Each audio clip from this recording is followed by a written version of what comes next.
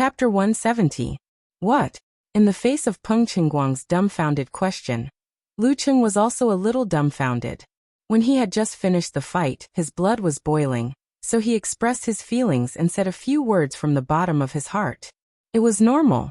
But as time passed, it would be more King embarrassing if he had to repeat it again. He could only keep a polite smile and said, "You are very good." That was true. Last week, when he fought with Kid Xie's brother in Tiantong Taoist Temple, he relied on the element of surprise, but Peng Qingguang had almost no power to fight back. If he had used Kid Xie's 2 kung fu skills on Peng Qingguang, he would have lost. Thinking of this, Lu Cheng was about to say something, but his ears suddenly buzzed. He heard a burst of deafening shouts around him. Lu Cheng! Lu Cheng! Most of the audience were students.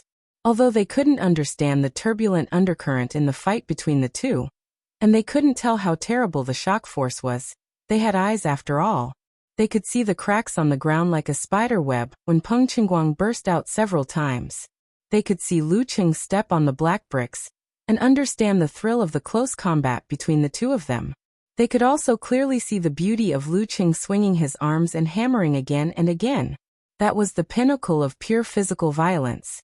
That was a scene that showed off the beauty of strength. That hammering seemed to have hammered into the hearts of the audience, bit by bit, hammering away their disguises and the walls that they had built up. It allowed them to vent the emotions that they had been suppressing day after day, boiling with the purest of hot-bloodedness. This feeling made many students, who were used to controlling their emotions, feel uncomfortable. After the referee announced the result, they were a little confused, and there was a short pause. But soon they couldn't hold it and shouted that name.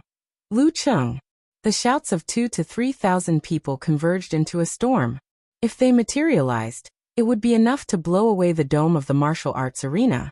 However, in such a lively atmosphere, there were 4 people who felt as if a basin of cold water had been poured over their heads in the dead of winter. They felt cold from the top of their heads to the soles of their feet, and from the surface of their bodies to their bones. How can we fight like this? Deng Hua, who had a Mohican hairstyle, was quite confident and relaxed when he came to Songqing University. But after Lu Cheng's thunder roar Zen, his confidence fell to the bottom. When Mo Zizong shouted the 2 words tremor punch, he was full of despair. Seeing his mouth open and close, Mo Zizong and the others' faces turned ashen. Against Lu Cheng, a tag team battle was ineffective. However, judging from the match between him and Fearless Squad, his own strength had yet to reach the level where he could sweep away most of the 9th pin fighters. This left an opportunity. As long as any one of the 4 of them fought hard enough, even if they couldn't win against him, they would still be able to let their next comrade win. At that time, although Lin Ke was strong, he didn't have abnormal stamina. The 2 of them could take turns to challenge each other and win. As for the remaining contestant from Songqing University, they didn't care about him at all. However, Lu Cheng suddenly mastered Tremor Punch in just 2 weeks. Without any method to restrain him, who would dare to face him head-on? If they didn't face him head-on, how could they fight hard enough? What was more frightening was that even if Lin Ke, a top professional 9th pin fighter, had mastered a martial art similar to Tremor Punch, he could only hit them 3 or 4 times at most, which was not enough to defeat them. If they were cautious and careful, they would still have a chance to face him head-on or avoid him. But Lu Cheng had mastered Tremor Punch.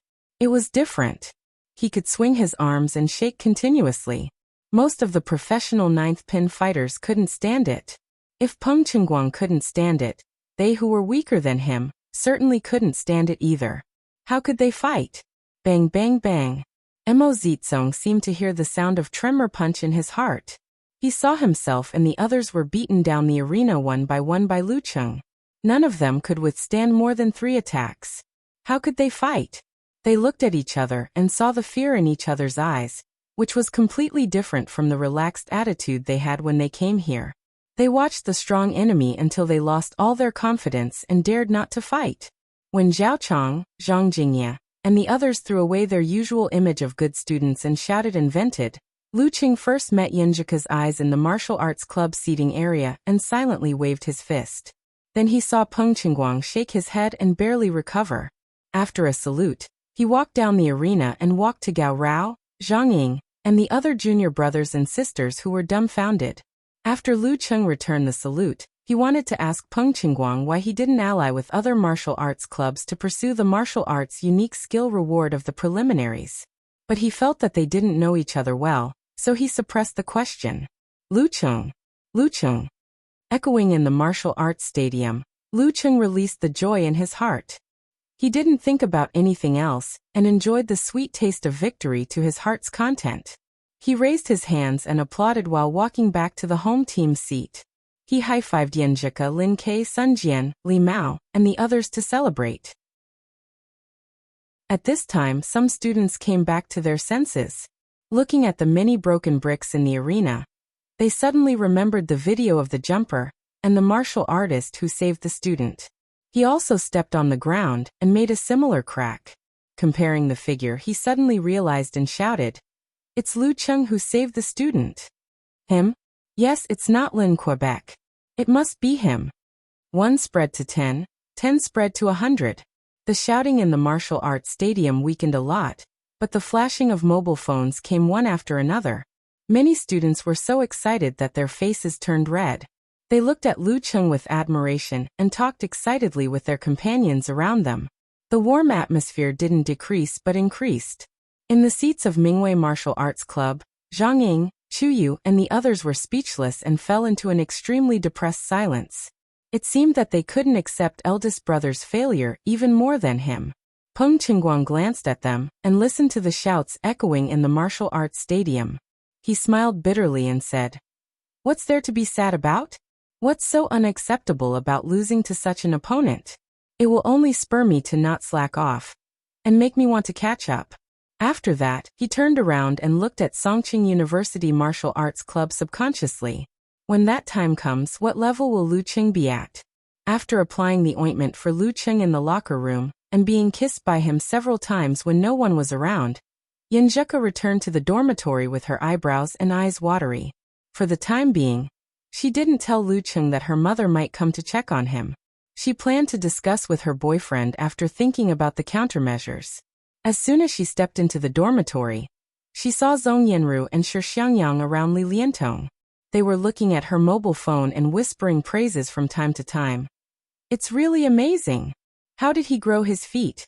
It's so tiring to wear shoes in a martial arts competition." Hearing that, Yanjika was happy and blurted out, "Dirty Tong, you finished the video?" This was the video she asked her roommate to help her record. Only Lu Cheng's part was included. It was hard to say when a recorded match would be broadcasted. But the match between Lu Cheng and Peng Qingguang was very memorable. She wanted to get the video as soon as possible and save it for her boyfriend. "Of course. We all recorded a video for your meal and didn't pay attention to the match," Li Liantong answered proudly. Yanjika was so happy that she urged, "Let me see. Is it blurry?" Li Liantong laughed. "How is it possible? Please call me a video expert." While talking, Yanjika moved closer to them and watched the video carefully, recalling what happened yesterday. Last week, because the recording of her first match was delayed until Friday, she almost forgot to save it. Luckily, Cheng always remembered this and set the alarm. During class, he ran back to the dormitory with the excuse of diarrhea and finished the recording online. Because they were in the same teaching building and she was sitting by the window, she happened to see Cheng sprinting to the dormitory area. So she sent him a message and asked what happened. His answer made her eyes red and her heart warm. That was why she asked Li Liantong and her roommates to help her record the match today. Yanjika watched the video from beginning to end and was very satisfied. While asking Li Liantong to copy the video to the computer, she mentioned that her mom might come to check on her. She put her palms together and said, "When my mom comes, if I'm not in the dormitory, just tell her the truth. Just don't mention Cheng, and tell her that I went shopping with Guqing on the weekend." Zhong Yanru was a little confused. "Will your mom fly here? Just to tell her that she has a boyfriend?" Yanjika put on a serious face and nodded hard. "I think she will. Let me tell you, my mom's biggest feature is that she is very active. She will either not come or come in the next few days. If she wasn't active, she wouldn't have dared to elope. I feel like I'm going to face Empress Dowager soon. Sure, Xiangyang was a little scared and joked. After telling her roommates, Yenjuka took out the freshman handbook from the bookshelf and found the map of the new campus that occupied 2 pages. She sat down, took out a ruler and drew on the map. She looked more beautiful as she concentrated. Li Liantong and her roommates were stunned and didn't understand what she was doing.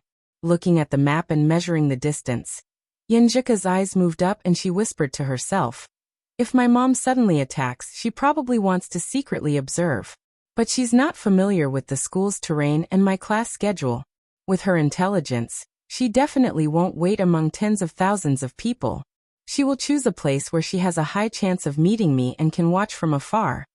According to this condition, there are only 3 places she can choose. One is the place near the entrance of the dormitory, where she can directly see everyone coming back from the cafeteria. 2 is the end of the long bridge near the teaching area, where anyone who wants to go back to the dormitory or to the cafeteria can't escape her eyes. 3 is the place where the martial arts stadium comes out. She is of professional 9th pin. According to the data, her observation range is about this large. Yenjuka bit her lower lip and carefully outlined 3 dangerous areas on the map. Then she nodded with satisfaction. Well, as long as Chung doesn't get close to me in these areas, my mom won't find out. She was about to praise herself when she suddenly saw Li Liantong come to her side and said with a strange face, "Ku, can't you just ask Lu Qing to keep a distance from you for a few days? What calculation, what inference, what observation range, what dangerous areas? What kind of brain circuit is this?" Yenjuka blinked her eyes innocently and said, with an ah. Chapter 171. After so many rounds of Thunder Roar Zen, Lu Qing was also quite tired. His physical strength was fine, but his mind couldn't bear it anymore. Tightening and compressing specific muscles, and controlling them until they exploded when colliding with the enemy was definitely not something that could be done easily. Not to mention that he had to punch and attack during the process.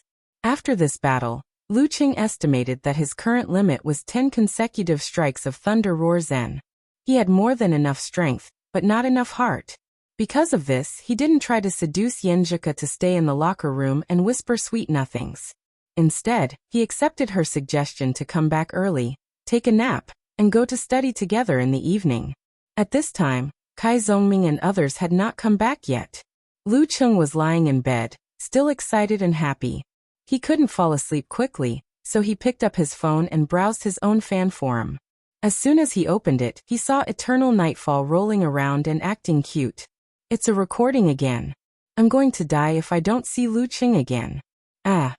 Corresponding to her, Brahman also made a post and said seriously, "I'm going to call Songcheng TV station to complain." Well, shouldn't you call to give suggestions? Nyachichi felt a little confused about the little girl's thinking. Brahman said with an angry emoji, "Little Nightfall and I have already called to propose. They didn't listen. I'm going to complain." Eternal Nightfall quickly followed up with a reply. "That's right. They even said in all seriousness, 'Sorry, this is the broadcasting arrangement of our television station. Please pay attention to the recording and broadcasting time.' Heya, this broadcasting tone is really good.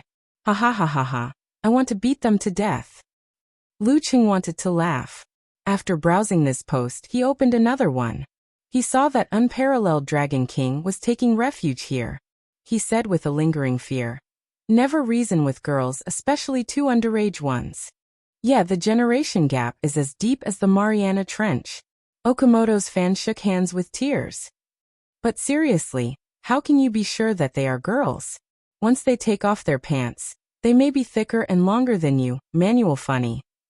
In the past few days, they had made a series of efforts to persuade, comfort, and convince Eternal Nightfall and Brahman, but they had all failed miserably. Instead, they had been angrily rebuked by the 2 girls for dozens of streets. Sigh.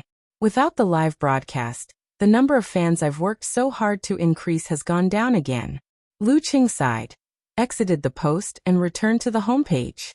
At this moment, he noticed a familiar ID appearing at the top of the post. Lu Cheng's girlfriend. Cuckoo. Lu Cheng was surprised and subconsciously looked at the title of the post. Video, Songqing Division Preliminaries, Luqing vs. Pengqingguang. Where did the video come from? Shocked and confused, he clicked on the post and found that Yanzhika only left a video and 3 words. You're welcome. Luqing was stunned and chose to play the video. Immediately, he saw himself walking up the ring step by step. Pengqingguang had already positioned himself and made an inviting gesture. The whole video was shot from a relatively far distance, so it couldn't show the facial expressions and other details. But the cameraman's hands were steady, so the picture was quite clear. Sometimes, the cameraman even aimed at the big screen to make up for the shortcomings of the long-distance camera. The fierce battle was reproduced in a relatively complete way. Shot from the stands. Kuka got it so quickly. She must have specially asked Dirty Tong to shoot it. Luqing was surprised and vaguely guessed the truth. He remembered that yesterday he had run nearly 2 kilometers in order to shoot the video of Yanzhika's first battle in time. While he was wholeheartedly doing something for his lover, she was also wholeheartedly doing something for him. Luqing felt both joy and warmth. His heart was filled with an inexplicable feeling and indescribable satisfaction. He really wanted to run to Yanzhika and hug her tightly. This feeling was too good. Holding the phone, he smiled and turned over on the bed. Unable to hold back his emotions, he opened the contact list and selected Yanzhika's phone number. In just a few seconds, a sweet and mechanical voice came into his ears. Sorry, the number you have dialed is busy right now. Please try again later. Yanzhika stood on the balcony, looking at the drizzle outside. Spring was in full bloom. Hello, Mom, why did you suddenly call me? She held the phone and pretended to be surprised. At the other end of the phone was a clear but mature voice. You little girl, I'm your mother. Do I need a reason to call you when I miss you? Yanzhika chuckled and said. I was thinking of you, Mom, who are busy every day. Besides, I just called you 2 days ago. No matter how busy I am, it's not as important as my daughter. The mature woman laughed and said. I heard from your Uncle Xie that you have a boyfriend. Yanzhika wanted to say no, but she didn't want to deny the boyfriend thing. Inexplicably, she was afraid that her words would come true. So she said in a spoiled manner, don't listen to him. It's all Uncle's fault for bringing Xie Tianke and the others here without even mentioning it. It made me super embarrassed. I couldn't stand it, so I asked my friends from the martial arts club for help. She subconsciously didn't say the words shield. Why did your friends from the martial arts club go to Tiantong Taoist temple with you? The mature woman pretended to ask casually. Yanzhika had already prepared a draft in her mind. To visit my cousin. The mature woman chuckled and said. Isn't your cousin mildly autistic? How come there are friends who are willing to travel such a long distance to visit him? Mom, you don't understand. This is the battle friendship between men. Yanzhika tried to make herself lively, so that her mother wouldn't find anything strange. He cooperated with my cousin and defeated an 8th Pin Dan stage fighter by taking turns to fight him. They kind of appreciate each other. He's a strong fighter of professional 9th Pin? Haha, your cousin can only make friends on the martial path. The mature woman seemed to be relieved of her doubts and said, Kuo, your dad and I don't approve of you dating in college, not because it's old-fashioned, but because we think that real love should only appear after you have experienced more, seen more, and broadened your vision. At that time, you can understand what kind of relationship you really want. Besides, Ku, have you forgotten your dream? Every time you tell us what you want to do in the future and what you plan to pursue, you are so beautiful that I can't help but be jealous. I always think that I can't let those bastards cheat our little princess away. Yanzhika listened quietly with a smile on her face. Her dimples were shallow and contained warmth. She felt her mother's love from these words, so she didn't refute and just promised, Mom, don't worry, I won't date casually. Yes, I won't date casually. I am very serious, and I like to date very much. The phone call didn't go through. Luqing was so tired that he fell into a deep sleep. After an hour, he woke up naturally. He picked up his phone and refreshed it, intending to see the replies in the video post. On the second floor, Eternal Nightfall sent a jumping emoji. You're welcome. I'll just bow one bow. Brahman followed closely. 2 bows. Nyechichi also said 3 bows. Unparalleled Dragon King wiped his cold sweat and said, only a family return gift is left to play the morning music. After these few posts, they didn't reply for a long time. Obviously, they went to watch the video of the competition. The feeling of a candid shot makes me feel like I'm watching an AV. Said Eternal Nightfall with a funny emoji. To be honest, after only 2 weeks of not watching Lu Cheng's matches, I can't even recognize the person on the stage as him. He's much fiercer than before, much bolder and more powerful than before. After a series of sighs, Brahmin laughed with arms akimbo. Little Nightfall, you are getting more and more dirty. But that's not the point.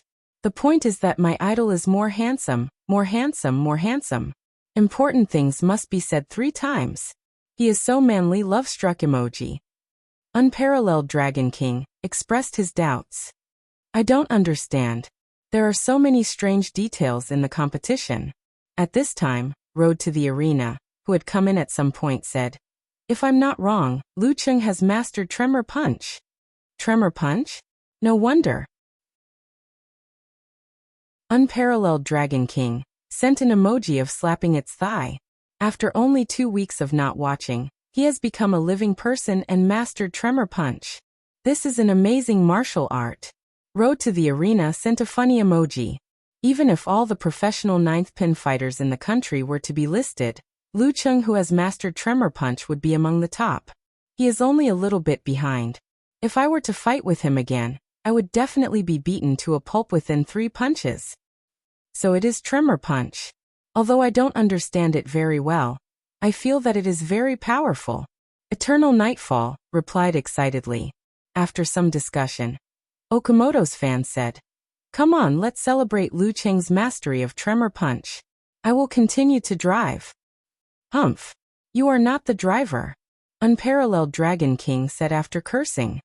From the video, the ID Lu Cheng's girlfriend is a student of Songqing University. Yes. Lu Cheng's girlfriend appeared and replied with an obedient sitting straight. Seeing this, Lu Cheng felt happy and continued to scroll down. Really? Then what gossip do you know? Does my idol have a girlfriend? Brahmin asked curiously. Yes. Yenjuka replied with a righteous emoji. Eternal Nightfall was also interested. Ooh, do you have a picture? Is it his classmate? It's me. Look at my ID. Yenjuka covered her mouth and laughed. I don't even know if you are a boy or a girl. Unparalleled Dragon King wiped his cold sweat again. Yenjuka replied immediately. Of course it's a girl. A cute girl. When she said that, the others did not believe her. Only Eternal Nightfall said with a bright and piercing gaze, I will believe whatever you say, as long as you are a good undercover and often tell us about Lu Cheng's situation. No, I have made up my mind. Dad, I'm your long-lost son. After a burst of laughter, Lu Cheng's girlfriend didn't appear.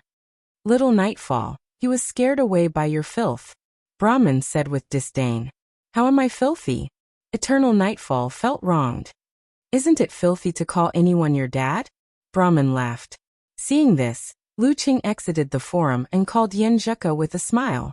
He was a little proud of today's victory, but not arrogant. Even Peng Qingguang, who didn't have any good martial arts skills, could almost defeat him. What about those professional 9th pin fighters with inheritance, talent and strong support? On the way back, the 4 members of the Azure Dragon squad fell into a depressed atmosphere. Depression echoed in the silence. Suddenly, Deng Hua with a Mohican hairstyle said in a low voice, I have an idea. Chapter 172. What is it? Mo Zizong, the captain of Azure Dragon squad, looked back at Deng Hua from the passenger seat. Lu Cheng had mastered Tremor Punch, and Lin Ke was about to come back. No matter how he thought about it, he was sure to lose. What else could he do? Deng Hua touched his Mohican hairstyle, exhaled and said, We apply for a special competition format. Stool, are you stupid? We don't know how to make a formation. Zhu Tao, the bald tough guy with whiskers, looked at his companion as if he was an idiot. The special competition format was to apply for 3 people to fight at the same time with the excuse that one's own team was good at formations instead of fighting alone. The opponent could use formations to break through formations, or they could use 6 people to fight against formations.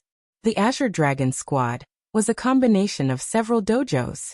Not to mention whether or not there was such a thing as a formation. Even if there was, the 4 different professional martial artists with different backgrounds would have mastered completely different things, so how could there be a formation? Su Zheng, who was in charge of driving, couldn't help but laugh and scold. "Stool, don't be so whimsical. Damn it, Songqing University Martial Arts Club must have taken the wrong medicine to participate in the preliminaries. Now we have to wait for next year." When they first formed the team, they were very confident and thought that no matter which group they were assigned to, they would be able to win. Who knew that Songqing University Martial Arts Club would come out halfway, and Pan Qingyan from Hongluo Martial Arts School was also a professional 9th pin fighter. Together with Jiang Guoxing and Fang Tong, they were not to be underestimated. This was a once-in-a-decade death group. Deng Hua had thought through the details and smiled. "We don't know how to make a formation, but the substitutes of Songqing University Martial Arts Club are very weak." "Hiss, you tell us in detail." Mo Zizong took a breath and vaguely grasped the key point. Deng Hua said with a smile, "We can't resist Lu Cheng's tremor punch, and we can't beat Lin Ke, who is coming back. But we can barely be considered as strong professional 9th pin fighters. If we know the information in advance, we won't lose so easily, right? We have enough strength to hold them back for a while, right? For example, if you fight Lin Ke, you won't be killed in seconds, right? If you deliberately hold them back, you can at least hold on for 2 or 3 minutes, right? I'm quite confident about this." Mo Zizong nodded slightly and roughly understood Deng Hua's idea. Deng Hua glanced at the bald Zhu Tao and laughed. "Brother Tsong, leave Lin Ke to me, and I'll deal with Lu Cheng. The rest of Songqing University's martial artists are all amateurs. They barely have the strength of first pin. Do you have the confidence to defeat 4 amateur martial artists of second and third pin in a short time? Ants can bite an elephant to death. I can only say that it's half and half." Zhu Tao answered cautiously. "Isn't this settled?" Deng Hua raised his voice and said, "After you deal with those amateur fighters, you can join us to besiege Lin Ke or Lu Cheng. Do you think they can grow 3 heads and 6 arms? If they are impatient in the middle, they might even make mistakes." Stool is right. If we don't do this, we won't even have a 10% chance of winning. We can only hope that Lu Cheng and Lin Ke don't perform well on the spot. But with the special competition system, we have at least a 50% chance of winning. Mo Zizong agreed happily. "Let's apply as soon as possible. It'll be hard to get approved if we're late." Once the special competition system was used, there would be a big mess in the ring. One referee was not enough, even if there was a competition supervisor. They had to make arrangements in advance. So the earlier they applied, the easier it would be to get approved. Of course, the Azure Dragon Squad also thought that they had some connections to make the organizing committee believe in the formation. "All right." Zhu Tao and Su Jing shouted in unison, recovering their previous emotions and high fighting spirit. Yan Zhika closed the computer cover and was about to wash the clothes in the basin when she suddenly heard her phone vibrating. She picked it up and found that it was Chung calling. Unconsciously, she smiled and walked back to the balcony, closing the glass door that separated the inside from the outside. "Sorry, the number you have dialed is busy right now. Please try again later." Yenjika's eyes moved and she said clearly, how could Lu Qing not recognize his girlfriend's voice? He was immediately amused and laughed. "Which operator will say that the number is busy after a long time?" Yenjika smiled. "I'm just afraid that you're stupid. If I say sorry, the number you have dialed is busy right now, you might believe me." Her light and lively tone affected Lu Cheng, making him feel better. He smiled and said softly, "I saw the video you posted on the forum." Yenjika's dimples appeared and she felt a little shy. She raised her chin slightly and said, "I'm sorry, but I don't know what to say." "What are you talking about? I don't understand." The reason why she chose to upload the video to the forum instead of sending it to Lu Cheng was because she was shy. She couldn't possibly tell her boyfriend that she had specially asked Dirty Tong to record a video for him, so that he and his fans could see it in advance. That would be too embarrassing. Of course, if Lu Cheng didn't check the forum in the afternoon, she was prepared to send the video to him without explaining anything and then say, "Come on, praise me." Lu Cheng laughed again when he heard the girl's confused answer. His heart was even warmer. He asked, "How much did you pay?" Yenjika didn't deny it again. She leaned against the windowsill in the living room and smiled. "A meal." After that, she said proudly, "I feel that IDs like Lu Cheng's XXX are going to be popular. A lot of them just now." "Pft, what are they?" Lu Cheng asked happily and curiously. If they weren't talking on the phone, he would have sent a doting smile emoji. Yenjika pursed her lips and looked at the sky. She raised her voice and said, "I'm not telling you." After chatting happily for a while, she thought of something important. She took a breath and said, "Chung, my mom may come over in a few days." Lu Cheng was shocked. Why is your mom coming all of a sudden?" Most men were instinctively afraid of mothers-in-law, just like facing Empress Dowager. "It's all because of Uncle Xie." Yenjika pushed all the responsibility to Xie Qingjin. Xie Tianke wasn't the only one who saw us holding hands that day. His dad also saw us.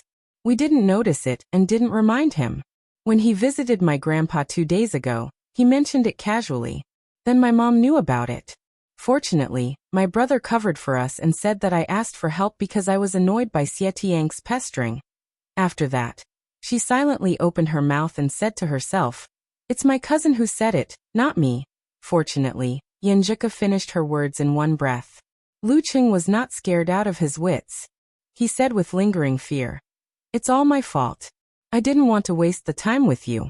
Will your mom really come over to patrol?" Hearing the first half of her boyfriend's words, Yenjika's 2 dimples quietly bloomed. She said in a serious tone, "Trust me. My mom is a very capable person. I even suspect that she's on her way to the airport." His explanation alone was definitely not enough to make his smart mom completely believe him. Phew. Lu Cheng exhaled and said with some disappointment and reluctance, "Then we should keep a good distance these days?" Yenjika gently bit her lower lip with her pearly white teeth. She thought for a while and said, "It's not that serious. As long as we pay attention to the 3 sections from the martial arts arena to the teaching area, from the water conference hall to the long bridge, and from the entrance of the pedestrian street to my dormitory, we won't be afraid. My mom can't just wander around the campus like a headless fly, right?" "You're right. There are so many people in the cafeteria during mealtime. There are so many tables in the cafeteria. It's very unlikely that she'll see us." Lu Cheng cheered up and happily agreed. "But how did you determine these 3 sections?" "Deducing." Yenjika suddenly blushed, delicate and beautiful. Just because of this, Dirty Tong laughed at her for having abnormal brain circuits. After a few words on this topic, she asked a little worriedly, "Chung, are you a little unhappy? Do you feel that we have to be sneaky and hide?" Lu Cheng said sincerely, "No. In fact, I feel a little guilty. I feel that I'm not good enough for you. If I really want to meet your mom now, I don't have the courage. I'm not confident that I'll leave a bad impression on your mom. If the first impression is bad, it'll be very difficult to turn it around. There will be more resistance when we're together in the future. I've been working hard to improve myself. I hope to be good enough to meet your mom and dad when I'm ready. I want to let them feel that I'm very reliable at first and that they can entrust their daughter to me without worry. Besides, I know that I confessed too early and too suddenly.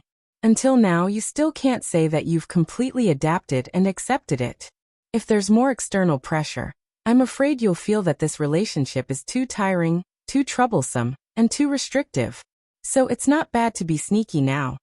Quietly listening to Lu Cheng's somewhat messy and somewhat inarticulate explanation, Yenjika suddenly felt that Lu Cheng valued and slightly clumsy love from the bottom of his heart. Her heart warmed and her eyes turned red. She said in a low voice, "Chung, actually I like you very much already." "What?" Lu Cheng asked blankly. Yenjika gently bit her pink lips and said with a faint smile, "Nothing, just a shout. As for the fact that I like you very much, I'll tell you in the future when I have the chance. Mother-in-law is coming. Lu Cheng was a little dazed when he put down the phone. He felt that he should do something, but after careful consideration, he thought that not doing anything was the best response. The more he did, the more likely he would make mistakes and be found out. Sigh, I can't believe that I'm only 19 years old, and I'm already experiencing the majesty of a mother-in-law. He laughed at himself. He was a little puzzled by his classmates who fell in love early in middle school or high school. What kind of feelings did they have when facing their mother-in-law? Or could it be that they never met her? After spending some time to calm down, he casually browsed the forum. Suddenly, he saw that Road to the Arena and Unparalleled Dragon King were discussing his master in the order of himself, Songqing University Martial Arts Club coach. Old Dragon, you're the humanoid database I admire the most. Do you know the background of Coach Shi of Songqing University Martial Arts Club? Road to the Arena asked curiously. I've asked around and searched, but I couldn't find anything related to him. Logically speaking, with the Ice Sect inheritance, surname, and suspected physical invulnerability, it should be easy to find him. Unparalleled Dragon King sent a bitter smile emoji. I've searched, but I still can't find anything. Even on the list of preliminaries official website, his name is also Coach Shi. I'm beginning to suspect that his real name is Coach Shi. However, surname Shi and Ice Sect inheritance, I have a feeling that he has something to do with Shi Yuejian of Wuyue Club. Of course, he could also be using a fake surname.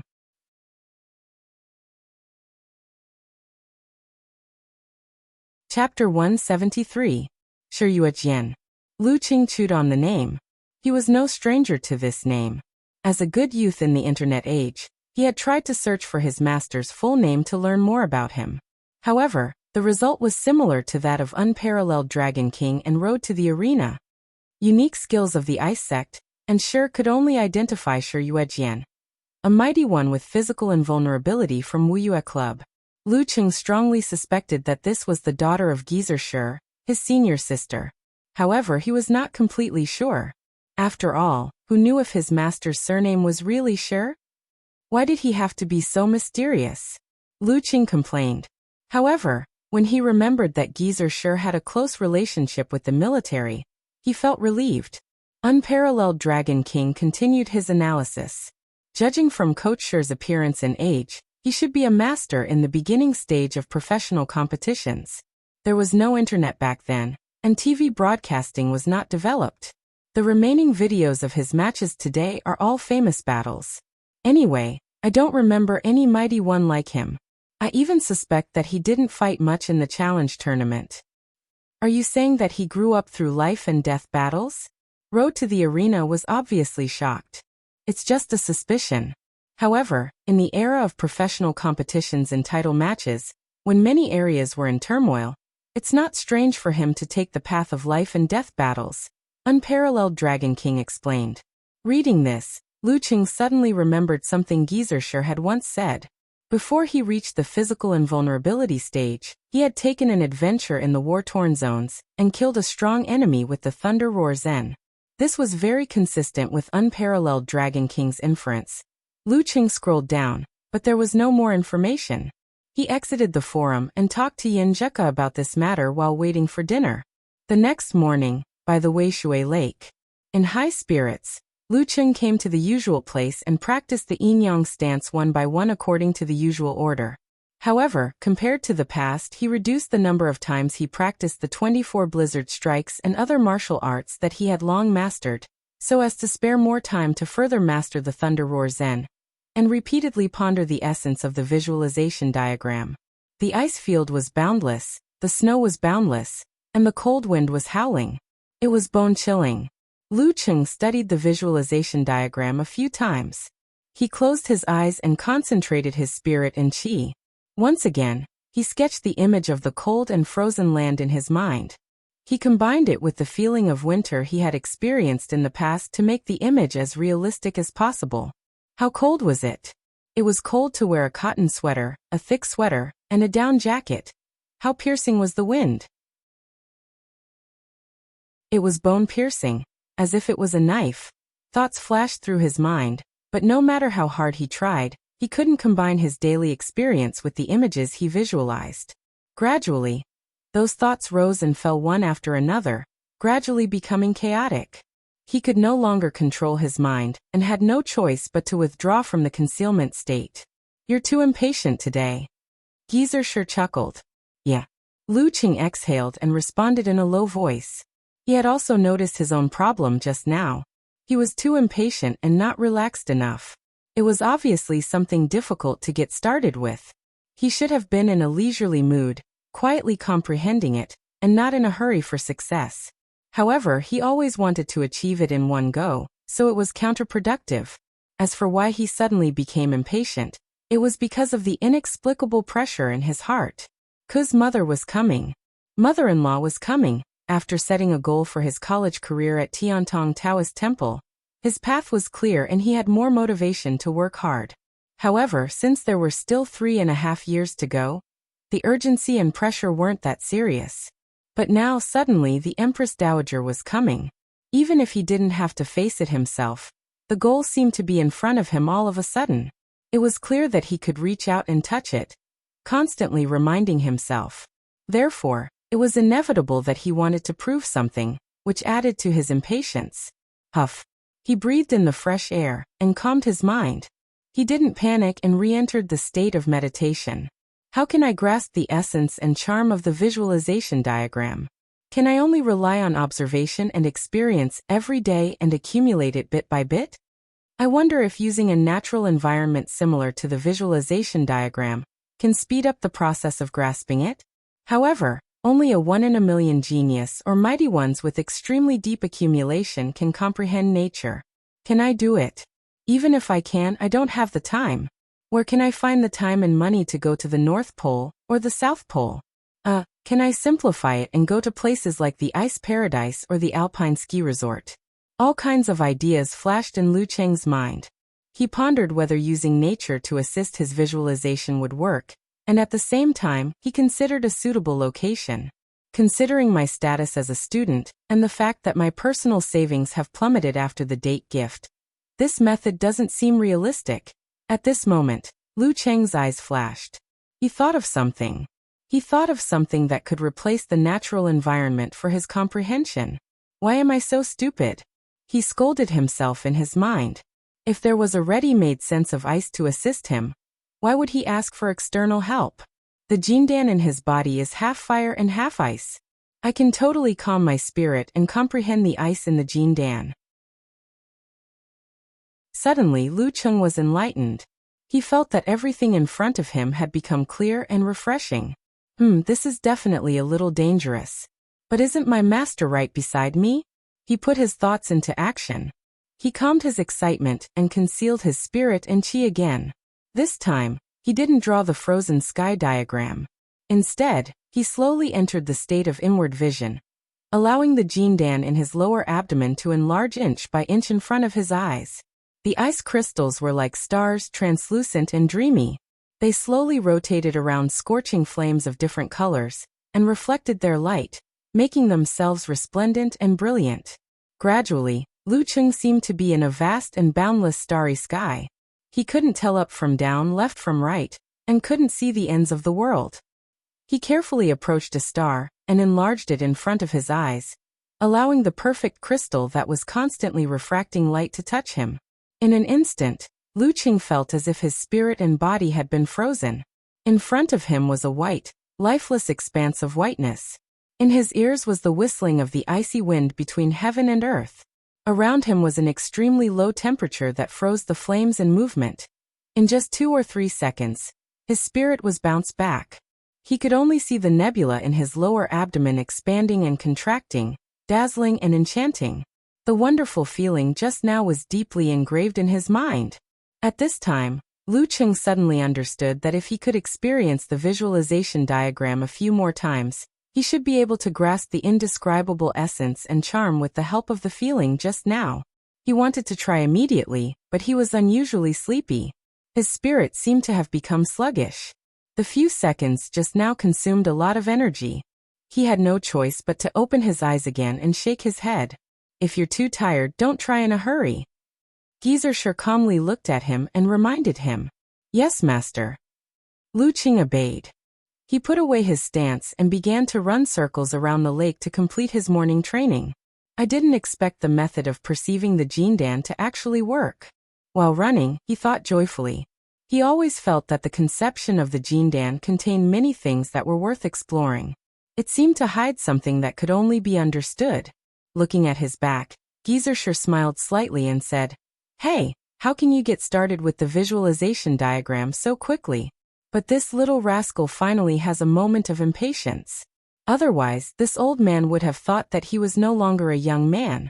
After the special training on Sunday morning, Luqing didn't leave the martial arts arena with Yenjika. Instead, he pulled Kai Zongming and followed the girl, and Guqing in front of him. "Cheng, tell us the truth. What did you do wrong?" Talker was so witty that he began to interrogate him with a smile. There must be something wrong when things are abnormal. Luqing rolled his eyes at him and said, "Her mother is on the way to visit her." "So it's your mother-in-law?" Xiaoming suddenly realized. Luqing was moved and asked curiously, "Hey, Talker, have you ever faced a mother-in-law?" Kai Zongming clicked his tongue and said, "You want to learn from my experience? But I've never seen mother-in-law before. I was stopped by father-in-law once. How did you get blocked?" Luqing gossiped and wanted to learn from him. Kai Zongming sighed and said, "It was our first love in high school. It was stormy that day. Her mother was on a business trip, and her father was working overtime. She was left alone at home and was a little scared. I rushed over to accompany her in the rain. Dry wood is burning hot, But her father was worried about her and specially came back. He saw a strange man's shoes at the door and blocked me in her room. If it weren't for my good skills at that time, I would have been chopped to death by her father." Sigh, then she transferred to another school, which made me sad for a long time. There was a little fear and regret in his tone. Luqing didn't say anything to hurt him. Instead, he patted his shoulder and said, "Casanova, I believe that you have a lot of setbacks in love." After lunch, Luqing went back to the dormitory and went to the school bus station. After a few minutes, Yenjika, who was dressed in youthful clothes, also came. But she didn't greet him, and just went to the end of the line. "Do you feel like you're meeting an underground gang?" Luqing took the initiative to send a message with a snicker to show that he was emotionally stable. Yenjika lowered her head and replied quickly, "If you're an underground gang, you won't survive more than 3 episodes. You keep looking at me. There's such a beautiful and cute girl here. Which guy wouldn't look at her secretly? I'll be found out if I don't look at her, right?" Luqing said with a smirk and took the opportunity to compliment her. Because she was worried that they would meet her mother on the school bus, Yenjika requested to move separately. They were only a few steps away from each other, and chatted on their phones. Time passed quickly and a school bus came. The door opened and passengers got off. "My mother is not here," Yenjika cheered and said, "Save me a seat later." After getting on the bus, they finally didn't have to worry about the seats next to each other. The underground gang finally met. Yenjika said with a smile. Luqing didn't say anything and extended his right hand with a smile. Yenjika pursed her lips and followed suit with her left hand. In silence, their skin touched and their fingers intertwined again. Looking at this scene fondly, they slowly leaned against each other. After arriving at the old campus, they separated again and took a long detour. They left the school through the small north gate and took a bus to Songqing Ocean Aquarium. Looking at the magnificent entrance, Luqing suddenly felt a little nervous.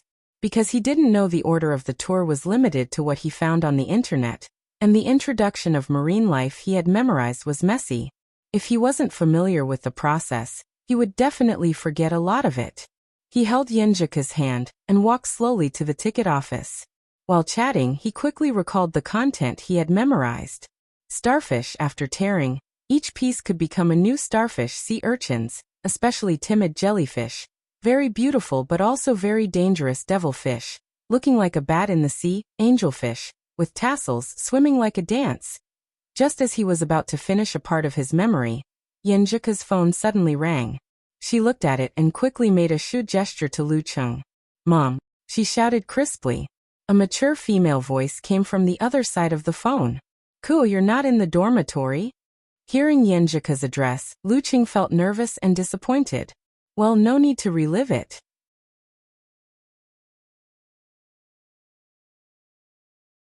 Chapter 174. Although Yenjika was prepared, she was still a little nervous. She hurriedly switched to her coquettish mode and said, "Yes, I'm shopping with Qing. Mom, why are you asking me this?" "I'm in your dormitory." The mature female voice chuckled. "I wanted to give our little princess a surprise, but I didn't find you. You're in my dormitory." Yenjika felt that her acting skills had improved in the past 2 days. Her surprised tone was flawless. "You know your mom's character. I'll do whatever I want. What's so strange about that? I'm in Qingyang for a business deal, so I came to see you on the way." "Haha, your roommates are so polite." The mature female voice laughed. "Cool, where are you? I'll come to you directly." Qingyang was the provincial capital of a nearby province. It was only 2 hours away from Songqing by train. "Come here directly? Mom, you don't play by the rules." Yenjika was shocked. She hurriedly said, "Mom, it's okay. You wait in the dormitory. I'll be right back."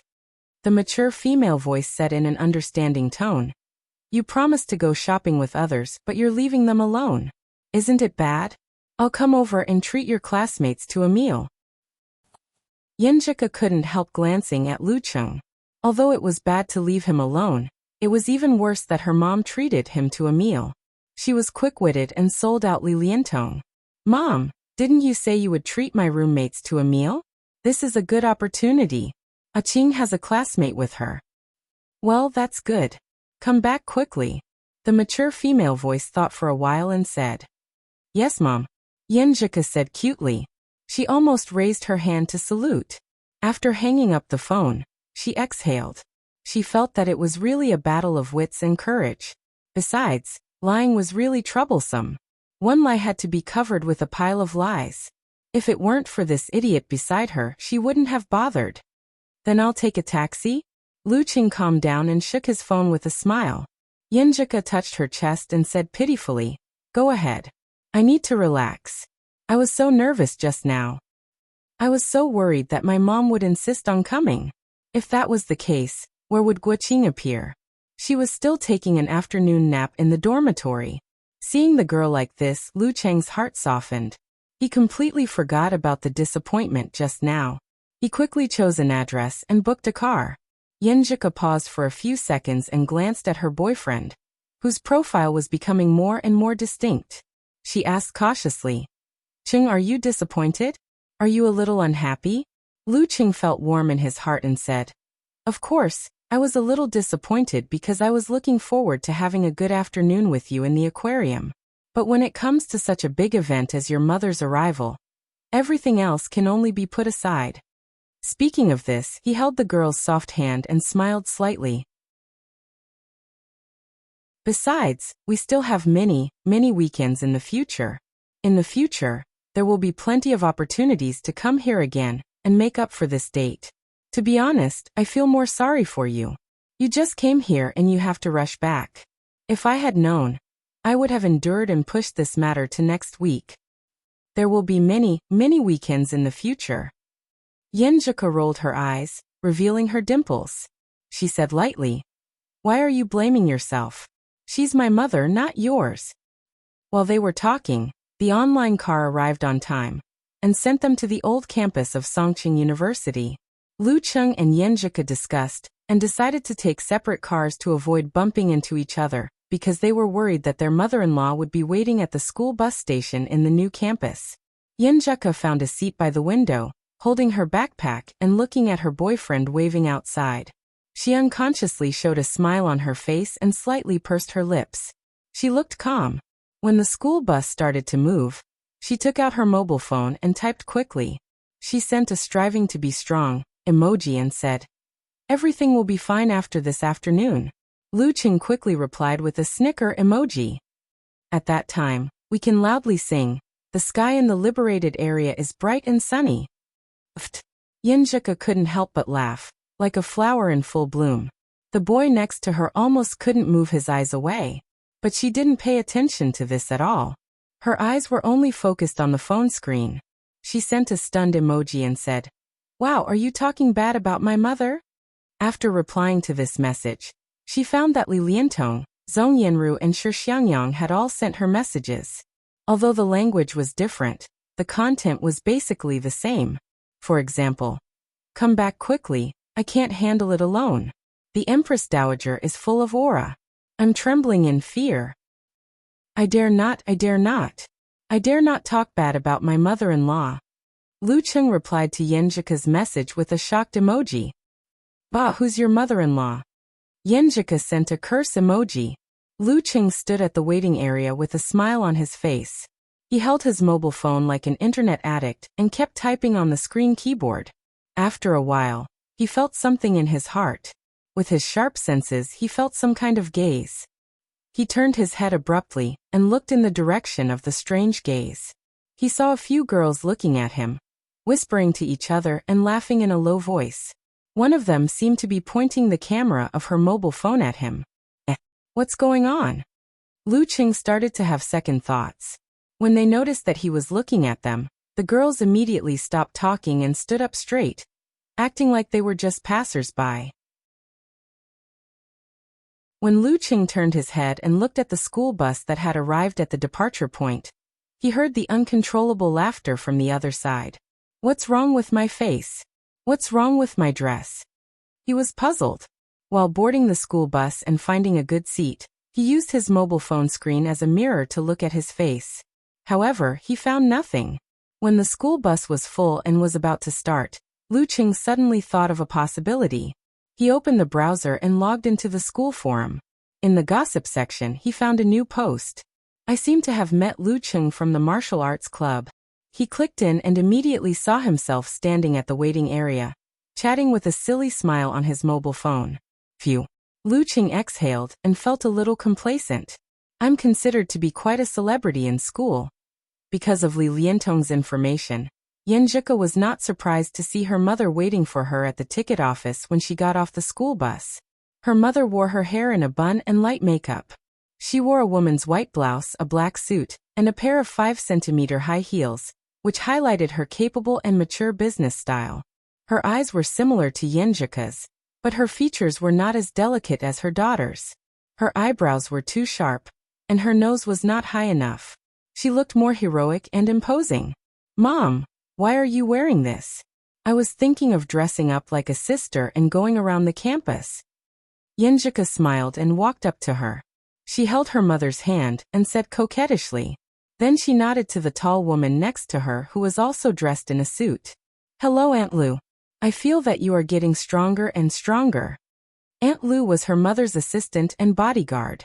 She was the daughter of her grandfather's eldest disciple, and had a cultivation of professional seventh pin of the dance stage. "Ku is getting better at talking." Lu Xiaolin replied with a smile. Ji Mingyu patted her daughter's hand affectionately and said, "I just finished a business deal and came here from Qinyang. How can I have time to change? Besides, I'm already so old. How can I dress up like a sister?" While talking, she looked at the students who were getting off the school bus.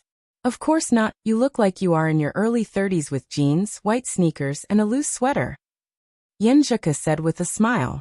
She held her mother's hand and walked away. Then she snorted and said, "Mom, are you worried about me? So you came here to patrol?"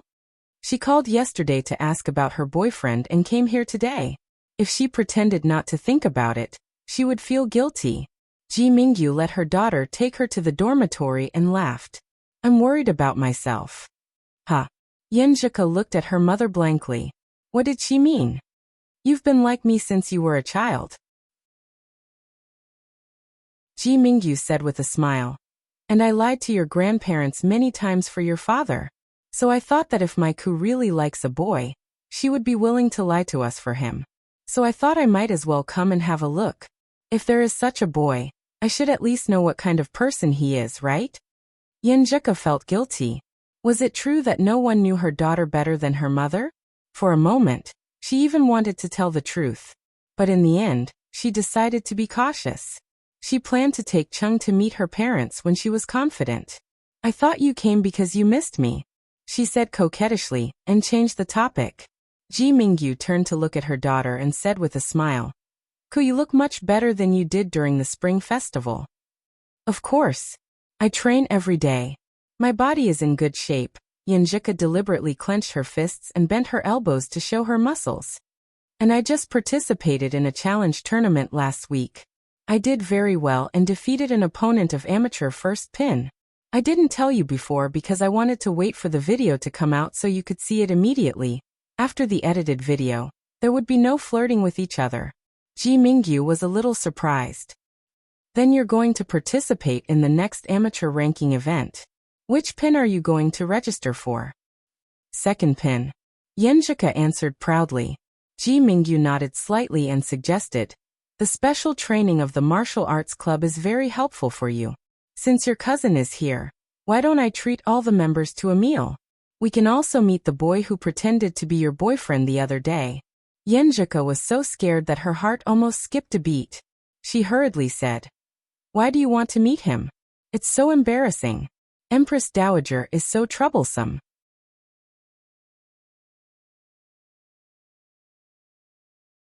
Chapter 175.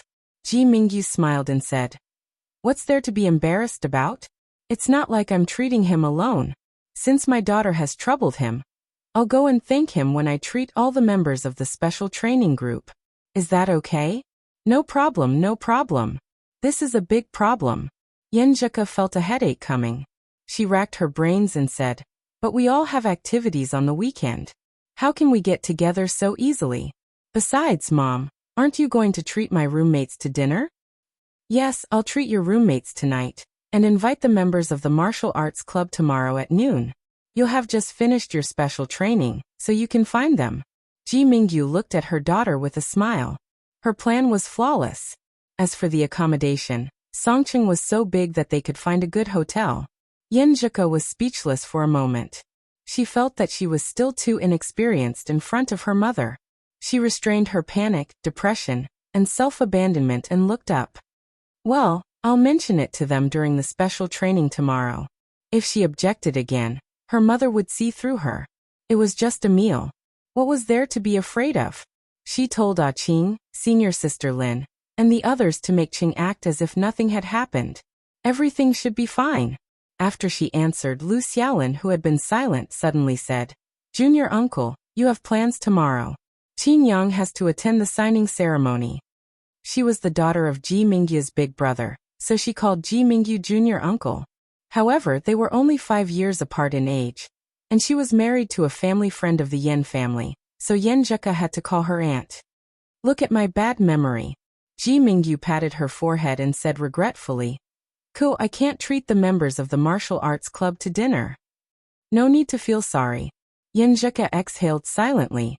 Then she suddenly realized that if she kept finding excuses to stop this, it would most likely become a reality. She would never mention the signing ceremony. "Mom, you're so cunning. You can wait until next time. Anyway, I haven't told them yet." "Mom, since you're so concerned about my teammates in the martial arts club, do you know anything about our coach?" she asked, changing the topic. Chung had always been curious about this. Ji Mingyu chuckled and said, "I asked your grandfather, and he only replied with one sentence, an old guy. This old guy seems to be a master of physical invulnerability of the same generation as Grandpa. But Coach sure doesn't seem to have a good relationship with Grandpa." Yenjika thought to herself. She put the previous trick behind her and adjusted her mood. Then she took her mother and Aunt Lu to walk around the campus and chat. Back in the dormitory, Lu Qing put his phone aside and waited for Yenjika's good news. He didn't join Kai Zhongming and Zhao Chang in their game.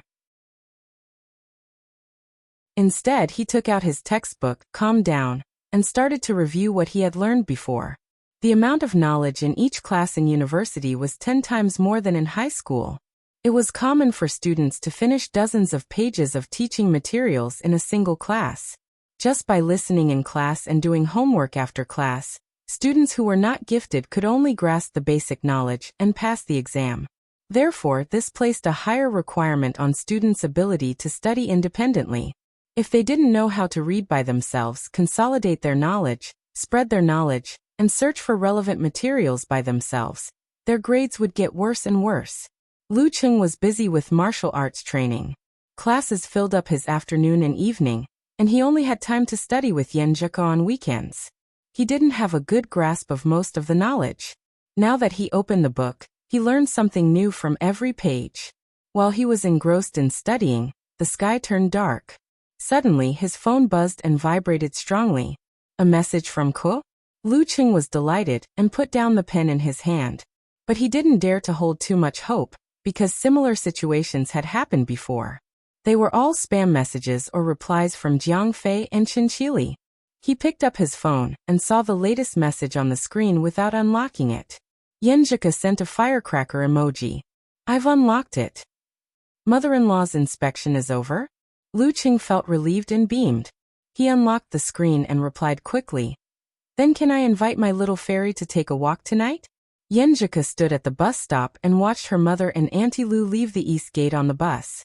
She had the urge to burst into tears. How tiring. But Mom left a little too easily, didn't she? She trusted me after probing a little? Or was it because she didn't have many doubts in the first place? And it was just along the way? In doubt and exhaustion, she took out her phone. When she saw the reply, a faint smile bloomed on her face again. She was relaxed and happy again. Okay, but let's wait for another hour. I'm afraid that Queen Mother will come back and catch us by surprise. My little fairy was scared by my mother-in-law. Seeing this message, Lu Cheng felt sorry for her and found it funny. Another hour is just right. I haven't had my dinner yet. The moon hung high above the willows. When it was dark, Lu Cheng waited for Yen Zhika to come out of the dormitory. He immediately went up to her and held her hand. Their fingers intertwined tightly. Let's go for a walk by the lake? He suggested with a smile. There were too many people around. Yen Zhika rolled her eyes at him. Her eyes were shining like stars. She pursed her lips and said, You can't be naughty. In the middle of the night. That's how I lost my first kiss. Lu Cheng answered with a straight face. I promise I won't be naughty. How can being intimate with my girlfriend be naughty? Hand in hand, they strolled to the lake. Lu Cheng said with heartache. Were you tired in the afternoon? Was it very tiring to deal with Empress Dowager? Yes. Yen Zhika nodded exaggeratedly. I'm not bragging. If it were you, you would be exposed in 3 minutes. Haha, are you that good? Lu Cheng didn't believe her. Yen Zhika put her right hand in her pocket and counted with her fingers. Empress Dowager is experienced and experienced. Empress Dowager has been in the business world for many years. She has sharp eyes and a strong aura. Empress Dowager is very smart and has one trick after another. She gave birth to me and raised me, so she knows me very well. It's not easy for you. Lu Cheng felt that the girl's action was very cute, but at the same time, he pitied her hard work. Yen Zhika turned her face and looked at Lu Cheng with grievance. That's right. How are you going to comfort me? Lu Cheng stared at her delicate pink lips and said, A kiss? Humph, you're not comforting me. You're taking advantage of me. Yen Zhika said coquettishly. She turned her head and looked to the side. Then she said, Cheng, answer me honestly.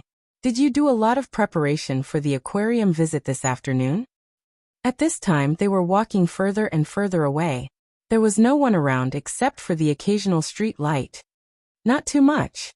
Lu Cheng answered modestly. Yen Zhika turned around and looked at him with bright eyes. Can I have a look? Looking at the girl stretching out her hand, Lu Cheng couldn't resist.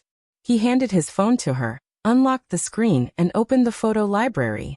I just downloaded some pictures and made some notes. How about I set your fingerprint? You can turn on my phone at any time. You don't have to go through so much trouble. Aren't you afraid that I'll find out your secret? Yen Zhika looked at him with a faint smile. I have no secrets in front of you. Lu Cheng said corny words. Yen Zhika smiled and stopped. She looked down at the pictures Lu Cheng had downloaded. 111. She flipped through them for a long time. So many.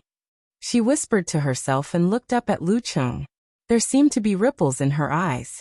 The girl quickly lowered her head again and opened the notebook. It was full of marine life-related notes. They were divided into categories and marked with key points. It was exactly the same as her review notes before the college entrance examination. Yenjeka didn't speak for a long time, and kept looking at the phone. Lu Chung said nervously, "I found them on the internet. It didn't take me much time." The girl's black hair hung down and covered half of her cheeks, but he could still see her sweet dimples. "I'm very happy." "A what?" Lu Chung was stunned and didn't hear clearly. Yenjeka looked up and snorted. "Forget it if you didn't hear it." Under the street light, her eyes were a little red. Lu Chung was not a fool. He understood her tone, and guessed that the girl was moved. He smiled and said, "I heard you say you wanted to kiss." "Bah. Shameless. Pervert." Yenjeka spat and looked to the side with a red face. But when Lu Chung grabbed her hand and pulled her toward him, she immediately fell down softly as if she had lost her bones. Lu Chung had no experience, but how to chase after beauty was ingrained in his instinct. At this moment, he completely forgot about the surrounding environment and the loss and tension during the day. After a long time, she pushed him away and struggled to get out. Her lips were red and watery with a hint of silver. Then, she buried her red face in his shoulder and gasped for air as she said, "Pervert, pervert, big pervert." Her right hand gently and continuously beat Lu Cheng's back. Lu Cheng seemed to have forgotten to breathe just now. Now he was gasping for air, and was in a good mood. He said in high spirits, "If that's the case, all husbands and boyfriends are big perverts. I'm proud of my perverted girlfriend." "Humph, I don't care. You're the #1 big pervert." Yenjeka answered shyly. Suddenly she asked in confusion, "What's bothering me?" Well. His mind was working quickly to find an excuse. Yenjeka felt her eyes were burning. She turned her head abruptly and said shyly and angrily, "Rogue! I won't play kisses with you anymore." Lu Cheng smiled awkwardly and held the girl in his arms again. He explained seriously, "If I didn't have such a reaction, you would be worried." "Humph, you're a big pervert anyway." Yenjeka did not struggle and answered indignantly. Lu Cheng recovered, and was no longer embarrassed. He held the girl in his arms, listened to her coquettishly, smelled her fragrance, and savored the sweetness in her mouth. He wished he could shout loudly to vent his joy. With the arrival of the Empress Dowager, the relationship between the two seemed to be closer in the following week. Lu Chung was able to successfully lure Yenjeka into a deep kiss from time to time. He was so happy every day. His cultivation became even more assiduous, and his state of mind was no longer impatient. He calmed down again. After comprehending the frost concept of the Jindan twice, he was only one step away from grasping the essence and charm of the visualization diagram. This was slower than he expected, but it was still within the normal range. In the blink of an eye, it was Saturday morning. After finishing his morning training, he accompanied Yenjeka and others to the Songqing Martial Arts Club. This was the first annual amateur ranking event. The Songqing Martial Arts Club was very large. It was divided into several halls, and surrounded by a circle of shops for the martial artists and spectators. "What should I do? I'm a little nervous." Yenjeka held Lu Cheng's hand and said pitifully. Lu Cheng comforted her. "Don't be afraid. The competitors of second pin are all fighters of amateur third pin. You have a big advantage." There was a cafe dozens of meters away from them. From its floor-to-ceiling window, they could see the entrance of the martial arts club. Beside the floor-to-ceiling window, Ji Mingyu in a black business suit was quietly watching the couple holding hands with a cup of coffee.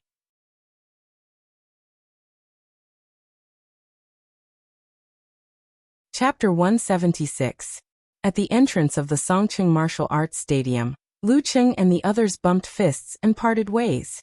Guoqing had only practiced mountain-moving fists for a month, so she didn't dare to register for the amateur third pin competition with Lin Hua. Instead, she, Li Xiaowen, Jiang Fuxing and Wu Meng went to the No. 3 hall, where the ranking event of amateur fourth pin was held. Sun Jian and Li Mao set their sights on the amateur second pin, so they went to the No. 2 hall with Yenjeka, who was a little riskier to register for the amateur second pin. Kai Zoming didn't come this time. Lu Cheng picked up the foundation he had left behind, and didn't have any hope of improving his rank. Hall No. 2 was about the same size as Songqing University's martial arts stadium. Most of the people coming and going were fighters and friends. There were no real audience. Even so, according to Lu Cheng's observation, there were at least thousands of people here. After waiting in line to get her group and match arrangement, Yenjika wrinkled her delicate nose and showed her sweet dimples. Not bad. Only 5 fighters. The number of fighters of amateur second pin had been announced on the official website. There were 439 fighters in Songcheng.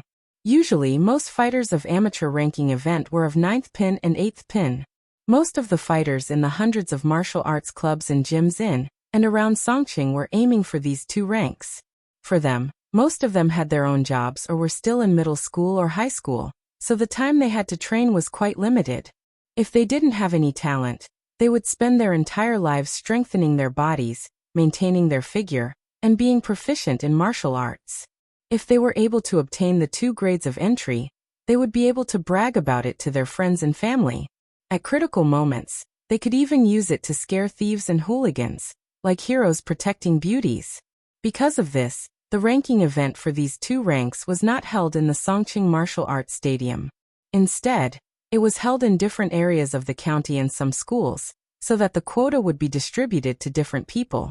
Although there were a lot of fighters of amateur 8th pin, not many of them had the confidence to sign up for amateur 7th pin.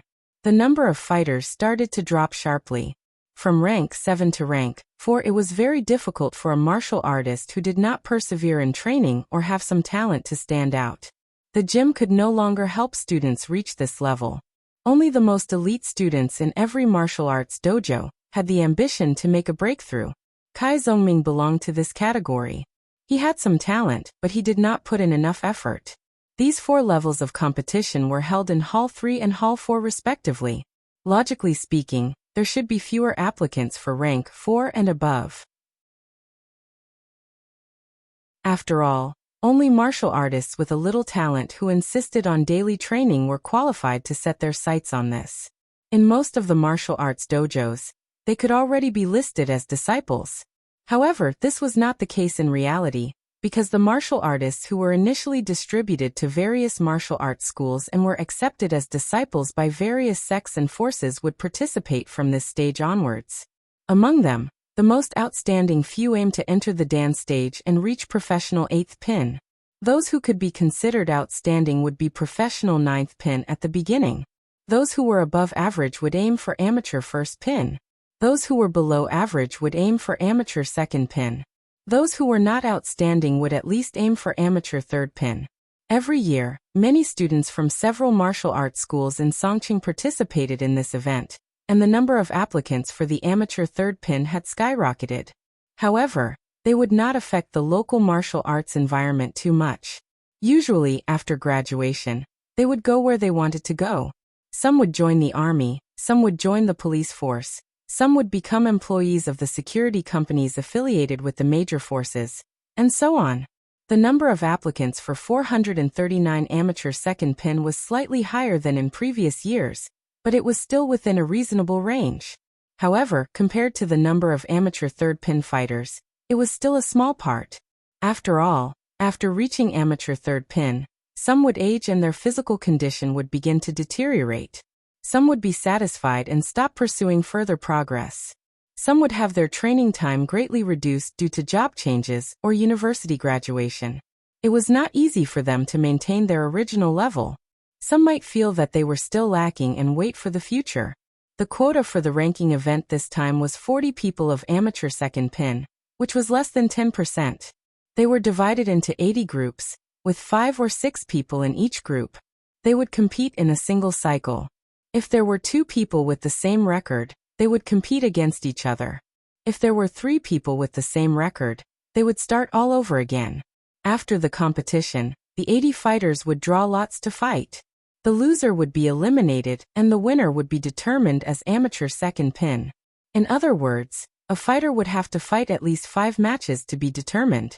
Moreover, all the matches would be held on weekends, which was also a great test of physical strength. Lu Qing took the paper from his girlfriend's hand and read it carefully. He smiled and said, "Chen Jun from Songhua Martial Arts School." This was Yenjika's opponent this morning. After that, she would fight at 3 o'clock p.m., 7 o'clock p.m., And the next morning, if there was one, she could draw lots in the afternoon for the knockout match to determine her level. The knockout match didn't have to start after all the groups had fought. It could start as long as there were more than 20 groups. Chinjun was an amateur third-pin fighter. He hadn't participated in any preliminaries and had only participated in some amateur challenge tournaments. It was difficult to find his fighting videos on the internet. However, after knowing that he was a disciple of Songyue Martial Arts School, Lu Qing could naturally find videos of his martial arts skills to give Yenjika a direct impression. Yenjika smiled while watching her boyfriend busy himself. She was also searching for videos. They leaned against the edge of the stands and whispered to each other, seizing the time to analyze the characteristics of those martial arts skills. Sun Jian and Li Mao, who could only study by themselves, were very envious. At 9:00 p.m., the group of friends and relatives retreated to the upper stands so that the organizer could better maintain order. The situation of the venue was similar to that of the Warrior Sage Challenge tournament. There were 4 standard arenas around the center. Lu Qing knew that his girlfriend's match would start at 10:00 p.m. Seeing her sitting down at the edge of the arena, he sent a smiley emoji and said, "Don't think too much. Let's continue to discuss your opponent's martial arts skills. But first, I'll buy you some fruits and energy drinks." He was quite confident in Yenjika's martial arts level since he had been her training partner every day. "Good, very careful. I'll give you a like," Yenjika said with a smirk. After exiting hall number 2, Lu Qing chatted with the girl while he found a nearby fruit shop. He bought a lot of things and finally found a small supermarket to stock up on a few energy drinks. Even though it was a given that he valued his girlfriend over his friends, he couldn't be too obvious about it. He still had to prepare some for senior Sun Jian and the others. Carrying these things, Lu Qing walked back to the second hall with light steps. He chose a position where he could see Yenjika from the best angle. He saw that many men around her were secretly looking at her, but she was focused on replying to his messages without any distractions. Soon it was 10:00 p.m. Yenjika stood up and walked to the corresponding arena. Her beauty, figure, and temperament attracted enough attention. "Hee, such a good girl is mine." Lu Qing looked at this scene with a little complacency and happiness. At this moment, he saw 2 figures walking towards him from the corner of his eyes. One stopped not far away, and the other was still approaching. There was no hidden meaning in his words. Subconsciously, he sized him up. With this look, his heart suddenly thumped, and he had a bad premonition. It was a woman who looked less than 40 years old. Her hair was tied up in a bun. She had an elegant temperament and delicate facial features. She looked like she came from Jiangnan, but her eyebrows were relatively sharp, which made her look more heroic. But this was not the point. The point was that Lu Qing vaguely felt that she looked a little like his girlfriend. Could it be so coincidental? Didn't she already patrol? Didn't she go back long ago? While Lu Qing was guessing in panic, a mature woman in a black business suit stopped in front of him and smiled. "Are you Lu Qing?" Yes." Lu Qing told himself to calm down.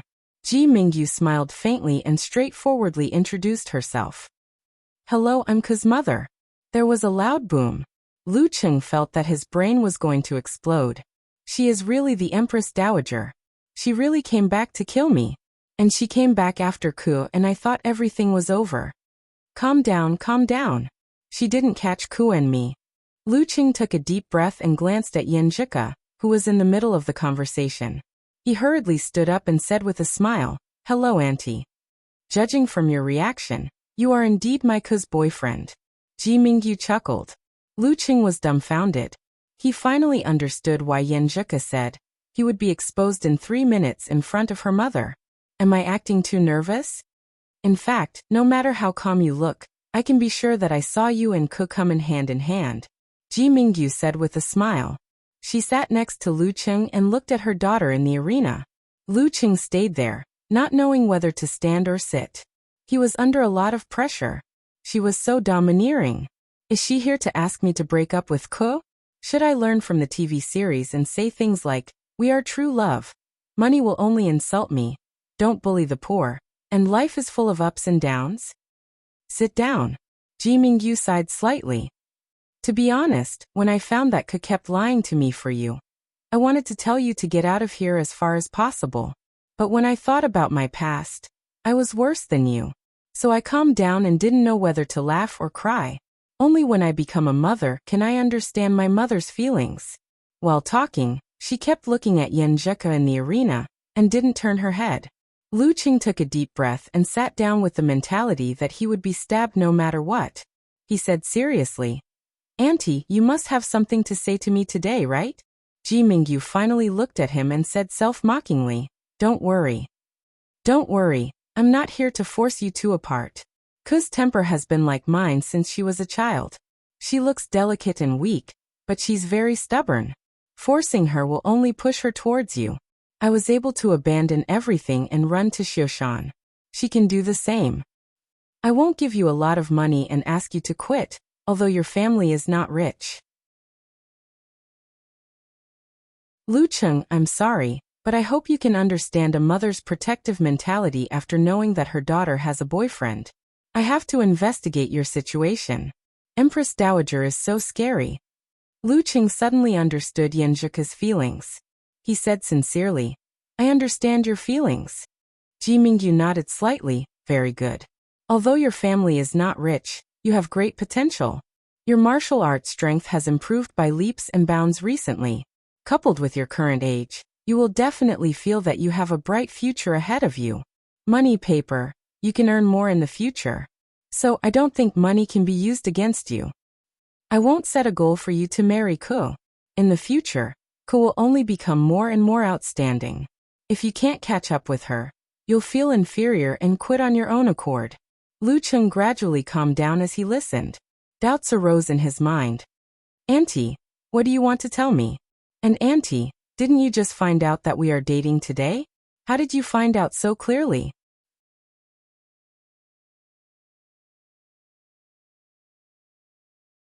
Chapter 177. Ji Mingyu turned back and looked at Yenjika, who was about to start the competition. Her dimples appeared on her cheeks. Ku was in poor health when she was young, so she was spoiled. Unlike me, I was used to being wild with my senior brothers and sisters and learned to lie. When she mentioned that you and her cousin had defeated an 8th Pindan stage fighter by taking turns, she didn't say much, but she couldn't hide the pride, and happiness in her voice. It was even more obvious than when she got the highest score in the exam. My heart skipped a beat. Oh no, my daughter really has a boyfriend. So that's how I got exposed at the beginning. Lu Qing was suddenly enlightened and didn't feel depressed. Instead, he felt a kind of sweetness that made him want to laugh out loud. Knowing Yenjika's attitude and tone when she talked about him from bystanders made him more certain about her feelings for him, making him feel satisfied and happy. With my beloved girl on my side, no matter how terrible my mother-in-law and father-in-law are, I won't be afraid. It's a pity that I didn't see Ku's face and hear her tone. With these key points, if I still can't find out your information, then I've lived half of my life in vain. Ji Mingyu said calmly, "I'm here today to give you 2 wishes as Ku's mother, not demands." "Auntie, please go ahead." Lu Qing saw that Empress Dowager didn't want to force him and Yenjika apart, so he regained his usual calmness, but he was still in awe. The fact that Empress Dowager gave birth to Ku, raised her, and loved her was worthy of his respect. Ji Mingyu turned her head and looked at Lu Qing with a smile. "First, before you're sure that you can shoulder Ku's life, don't go too far. Can you do that? Don't go too far." Lu Qing almost didn't understand the meaning of these 4 words. After thinking for a while he realized, "Mother-in-law, you're too subtle. I'm not an irresponsible person. I'll work hard to improve myself for Ku, and I won't hurt her." Lu Qing replied to his mother-in-law in a more tactful way. Ji Mingyu nodded. "Secondly, I know that when 2 people are together, no matter how much they love each other in the past, they still need to make certain sacrifices in order to complete the run-in. But I hope that you won't let Ku sacrifice her own dreams and her own brilliance for you. Believe me, true love can withstand the test of time and distance." A test of time and distance? Ku's dream and brilliance? Lu Qing was a little confused and didn't quite understand what she meant, but he still said sincerely, "Auntie, if it's really Ku's dream, I can only support it with both hands." All right, remember what you said today. Ji Mingyu stood up slowly and commented. It won't be a big problem for Ku to win this game. Okay, I'll leave first. Don't tell Ku that I came. Yes. Suppressed by Empress Dowager's aura, Lu Qing couldn't find any words to say. He could only watch her leave maturely and gracefully. She joined another woman and walked out of hall number 2 along the aisle of the stands. What kind of dream would Ke have? I don't think I've ever asked. Lu Qing retracted his gaze. Seeing Yenjika suppressing Chenjun and using 24 blizzard strikes, he felt a little confused and inexplicable fear. Outside the Songqing Martial Arts Stadium, Ji Mingyu stopped at the entrance. She looked back inside softly. Junior uncle, this was not your original plan. Lu Xiaolan's senses were far better than ordinary people. Although she was not close, she heard the general idea. Ji Mingyu laughed at herself and said, when I saw Ku and that guy walking hand in hand and thinking of her fearful yet stubborn face, I remembered the past and my heart softened. That year, Xiushan train station had been in disrepair for a long time and was in tatters. That year, there was a young girl who came from Jiangnan with only a bag of luggage. When she saw the man she was destined to meet at the station, she didn't cry, nor did she feel wronged. She smiled sweetly and announced, I only have you. Memories kept flashing in her mind. Ji Mingyu's expression softened. She suddenly felt homesick, so she walked to the parking lot and said, Xiaolan, don't tell anyone about this, including your husband. If Ku's father and her grandparents know about this, they will turn the sky upside down. Don't worry, junior uncle. I know what to do. Lu Xiaolan, who was walking beside Ji Mingyu, answered with a smile. That's right. Back then, the old man and old lady doted on their youngest daughter the most. In the end, they were angered and hurt badly. Later on, they projected their feelings onto their more obedient and pitiful granddaughter. If they knew that their precious daughter had been abducted by a wild man when she had just entered university, it was simply unimaginable what would happen. After getting the competition list, Chen Jun also looked up Yenjika's information. From his friends in the martial arts circle in Songqing, he knew that the girl had achieved a small success in meditation, was good at listening skill, could forcibly pull the center of gravity, and had mastered 24 blizzard strikes. Therefore, he was well prepared. But his strength was average. He was not used to changing his fighting style at the last minute in order to avoid Yenjika's listening skill. He kept exposing all kinds of problems. Besides, he had to divert his attention to guard against Yenjika's forcibly pulling the center of gravity, which made him even more restrained. Before long, he was suppressed by 24 blizzard strikes. After only half a round, he couldn't hold on. Thanks to the help of the referee, he avoided being injured and fell off the ring. After this round, Yenjika was much more assured and had a clearer understanding of her strength. She was indeed qualified to reach the level of amateur second pin. The girl was overjoyed. She turned her head to look at the stands, looking for Lu Qing. When she found that familiar guy and made eye contact with him, for some reason, she felt relieved. She smiled widely and waved her fist. Looking at Yenjika's bright smile, Lu Qing was both happy and absent-minded. It was like heaven and hell when he faced Empress Dowager's aura just now. Empress Dowager acquiesced to my relationship with Ku? Just a wish, not a request? In an instant he came back to his senses. He felt so excited that his whole body was trembling. Ecstasy surged from the bottom of his heart. Although he didn't know why his mother-in-law had acquiesced, at least he had achieved the initial success and had a good start. I am Ku's above-board boyfriend. He waved his fist in excitement. Yenjika tilted her head and was puzzled. Why is Chung happier and more excited than me? This is only the first round of the ranking event. Whatever, as long as he is happy. And he seems to be happy from the bottom of his heart. He can't help it. Hee. Yenjika left the ring, checked with the competition supervisor and took back her phone. She walked along the aisle and walked briskly to Lu Qing. Lu Qing had already walked up to her and wanted to give her a big hug. Yenjika looked around shyly at her boyfriend's open arms. After confirming that no one was watching, she bit her lip and walked quickly to him, letting him hug her. Why are you so happy? Yenjika held back her laughter and asked in a low voice. Lu Qing had a lot to say and many things he longed to know. But considering that his girlfriend had matches in the afternoon and evening, he forced himself to hold back. I'm just happy that you have a good start. Yenjika laughed and broke free. She flipped her loose hair and looked around guiltily. Then she looked at her boyfriend suspiciously and said, Why do I feel that your smile is not normal? Is this a girl's intuition? Lu Qing laughed and said, What's not normal? Let's sit over there and wait for Sun Jian and Senior Li Mao. Okay. Yenjika was in a good mood and didn't think too much about her boyfriend's behavior just now. She sat down, took the unscrewed energy drink, and sipped to replenish her water. With her physical strength, even if she only played half of 24 blizzard strikes, it was inevitable that she would be sweating. Because of the perfect timing, they didn't have to wait for long before Sun Jian and Li Mao finished their matches and won their first match. After that, Sun Jian went to wait for Lin Hua. Lu Cheng and the others met up with Guqing, who had already finished her match. They walked to an express hotel 15 minutes away. Songqing University's new campus was too far away from Songqing Martial Arts Club, so it was troublesome to go back and forth. According to the usual practice, they booked rooms in advance for each match to rest and recover as much as possible.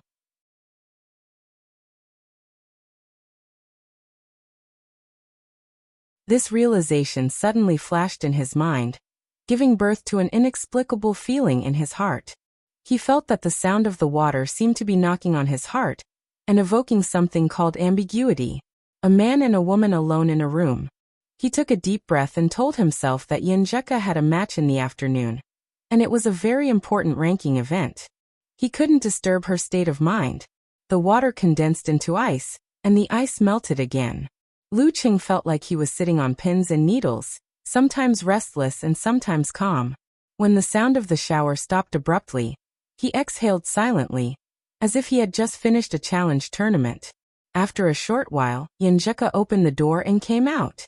She was still wearing the white martial arts suit of Songqing University with black edges. Her hair was loosely tied up with a cowhide band, and her neck was white and slender. Her facial features were more and more beautiful at this time. Her exposed skin was moist and tender, as if it could be broken by a blow. Lu Qing looked like he was struck by lightning. He stared at her blankly, and gradually his mouth and tongue became dry. What are you looking at? Yenjika's face turned red as soon as she met Lu Cheng's eyes. She hummed shyly, and then she said with a little fear, I'd better go to Qing first. I always feel that Cheng will turn into a pervert if he howls. Why did I follow him and so stupidly? Lu Qing took a deep breath and smelled the fragrance of the girl after the shower. He quickly condensed the water into ice and said earnestly, Trust me. I'm really just giving you a massage to relax. How can I bear to disturb the ranking event that you've been looking forward to for so long?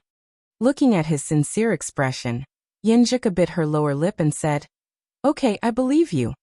Speaking of this, she raised her eyes, which seemed to be a little misty, and looked at Lu Qing timidly.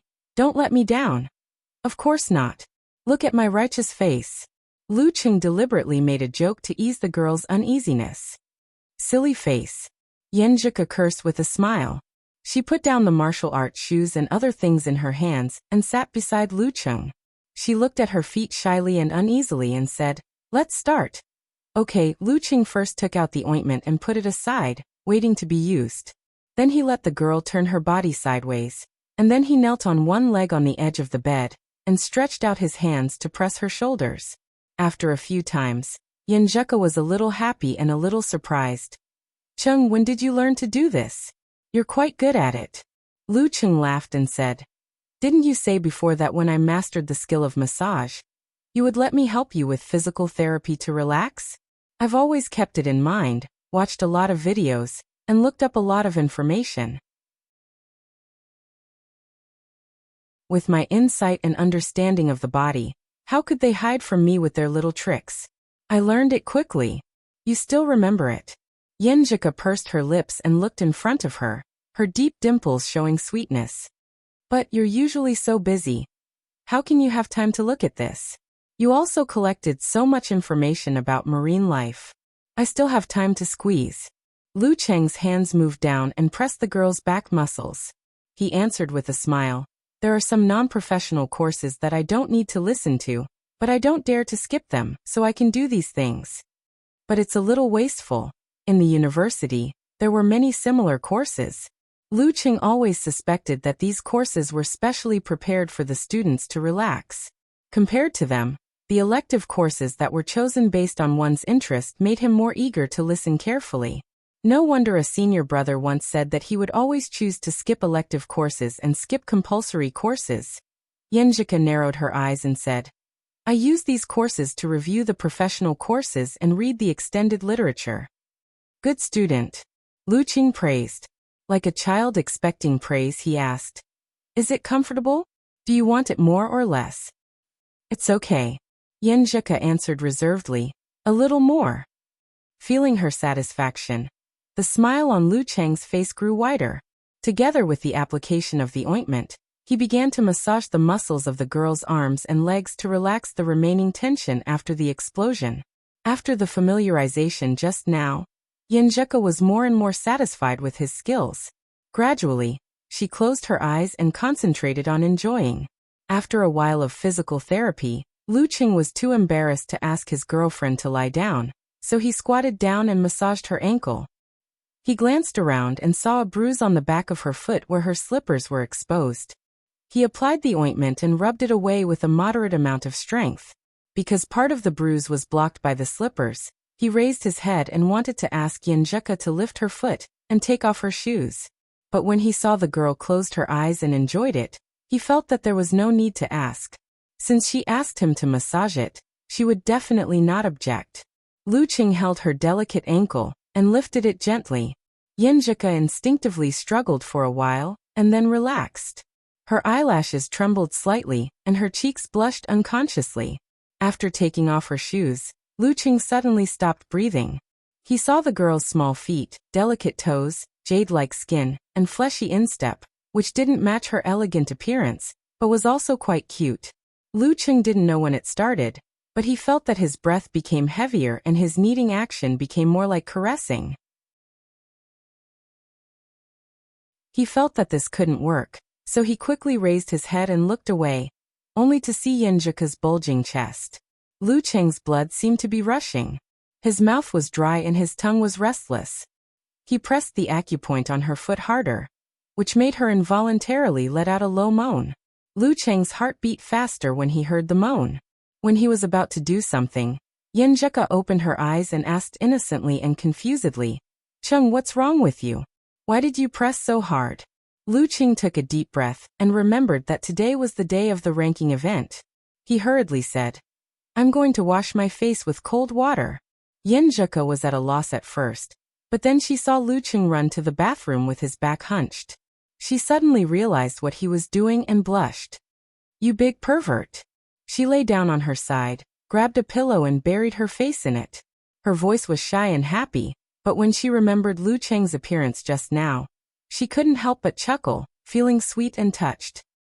I wonder how it feels to wash my face with cold water. If it's not enough, will he take a cold shower? She thought shyly and naughtily. Lu Cheng was splashing cold water on his face to sober up the burning heat. He felt that he had just experienced another battle between heaven and earth. What a wonderful and painful experience. When he calmed down and returned to the room, Yenjika was already tired. She wrapped herself in the quilt and said, Cheng, I'm going to sleep for a while. Wake me up at 11:30 for dinner. Okay, we'll talk about the competition in the afternoon after dinner. Lu Cheng walked to her side and said. Yenjika turned over and said coquettishly, Rub my temples for me until I fall asleep. Okay. Lu Cheng accepted the task happily and reached out to rub her temples. After a while he heard Yenjika's steady breathing and saw that she was sleeping peacefully. His mood softened and he forgot about the wild thoughts just now. He just looked at his beloved girl for a long time. Lu Cheng took the time to find the information. Instead of waking Yenjika up, he went downstairs to buy some food and brought it back. He seduced her nose with the fragrance and made her slowly open her eyes. Yenjika's black hair covered both sides of her face. Her face was white and delicate, and her dark and lively eyes were still a little confused after waking up. Lu Qing stared at her in a daze and felt that he would never forget this picture. Yenjika won the competition in the afternoon and evening, because she was well prepared and strong enough. Lu Qing, on the other hand, experienced the torture of ice and fire in the afternoon when he was massaging her in the afternoon. At 8 o'clock in the evening, the martial arts club returned to the old campus. Guoqing, Li Mao, and the others were quite excited because they also won all the matches. Sun Jian, however, was a little depressed because he met a strong opponent in the group and lost the previous match. Since then, the hope of qualifying was very slim. It's just bad luck. We can try again in June. Everyone comforted him. After walking for a while, Yenjika slowed down and said pitifully in Lu Cheng's ear, "I used too much strength in the last match. My muscles are a little sore." Lu Cheng looked around and suggested with a smile, "How about I carry you on my back?" "It's too embarrassing." Yenjika refused immediately. "What are you afraid of? Let's walk slowly and take a detour. You can bury your face in my shoulder later. Then no one will recognize you and you won't feel embarrassed," Lu Qing said half-jokingly. Yenjika burst out laughing. "You're making me sound like an ostrich." Under Lu Qing's persuasion, she finally agreed. They walked slower and slower until they completely fell behind. "Come on up." Lu Qing squatted down and said with a smile. Yenjika put her hands on his shoulders and let him hook her legs and carry her on his back. "So light," Lu Qing chuckled. At this time, the sky was dark and the night wind was cool. The faint fragrance of flowers floated around. It was quiet and peaceful. Yenjika didn't say anything. Her cheeks were rosy and her dimples were shallow. Lu Qing saw that no one was around and took a deep breath. "Ku, your mother came to see me today during your match." "What?" Yenjika was confused and doubted that she had heard it wrong. Lu Qing didn't turn around. He smiled and said, "She confirmed that we were dating, but she didn't seem to object." Although his mother-in-law had asked him not to tell Ku, he was very clear about who would be his future family and who would be the most important one. "My mother? Did she come back?" Yenjika didn't realize until now. She was confused, shocked, and puzzled. Lu Qing told her in detail what they had talked about, and finally asked the question that he wanted to know the most. "Ku, what's your dream?"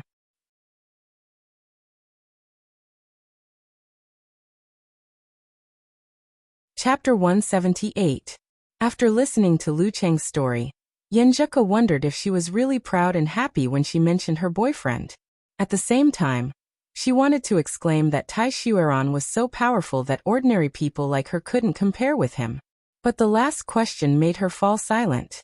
Under the illumination of the street lamps, she rested her hands on his shoulders. Her eyes peered over his sideburns, looking at half of his face from a different angle than usual. She could feel the steady but anxious footsteps beneath her. She pursed her lips and said, "You're too young. My biggest dream is, of course, to make up for the shortcomings of my body and continue to walk on the path of martial arts. Even if I may not be able to go very far, I will be very, very happy with every step forward. However, with the current medical development, there is no hope for this. Moreover, it has been more than 10 years, and I have accepted this reality. It does not affect my daily life. My mom is talking about another thing. I used to think that I had a talent for numbers and logic, and could see through the rules of things at a glance. Humph, don't laugh. I was so innocent back then. Now I have been led astray by you. Therefore, I often tell my mother that I can definitely inherit your company. It's a piece of cake. But I don't like to deal with all kinds of strangers.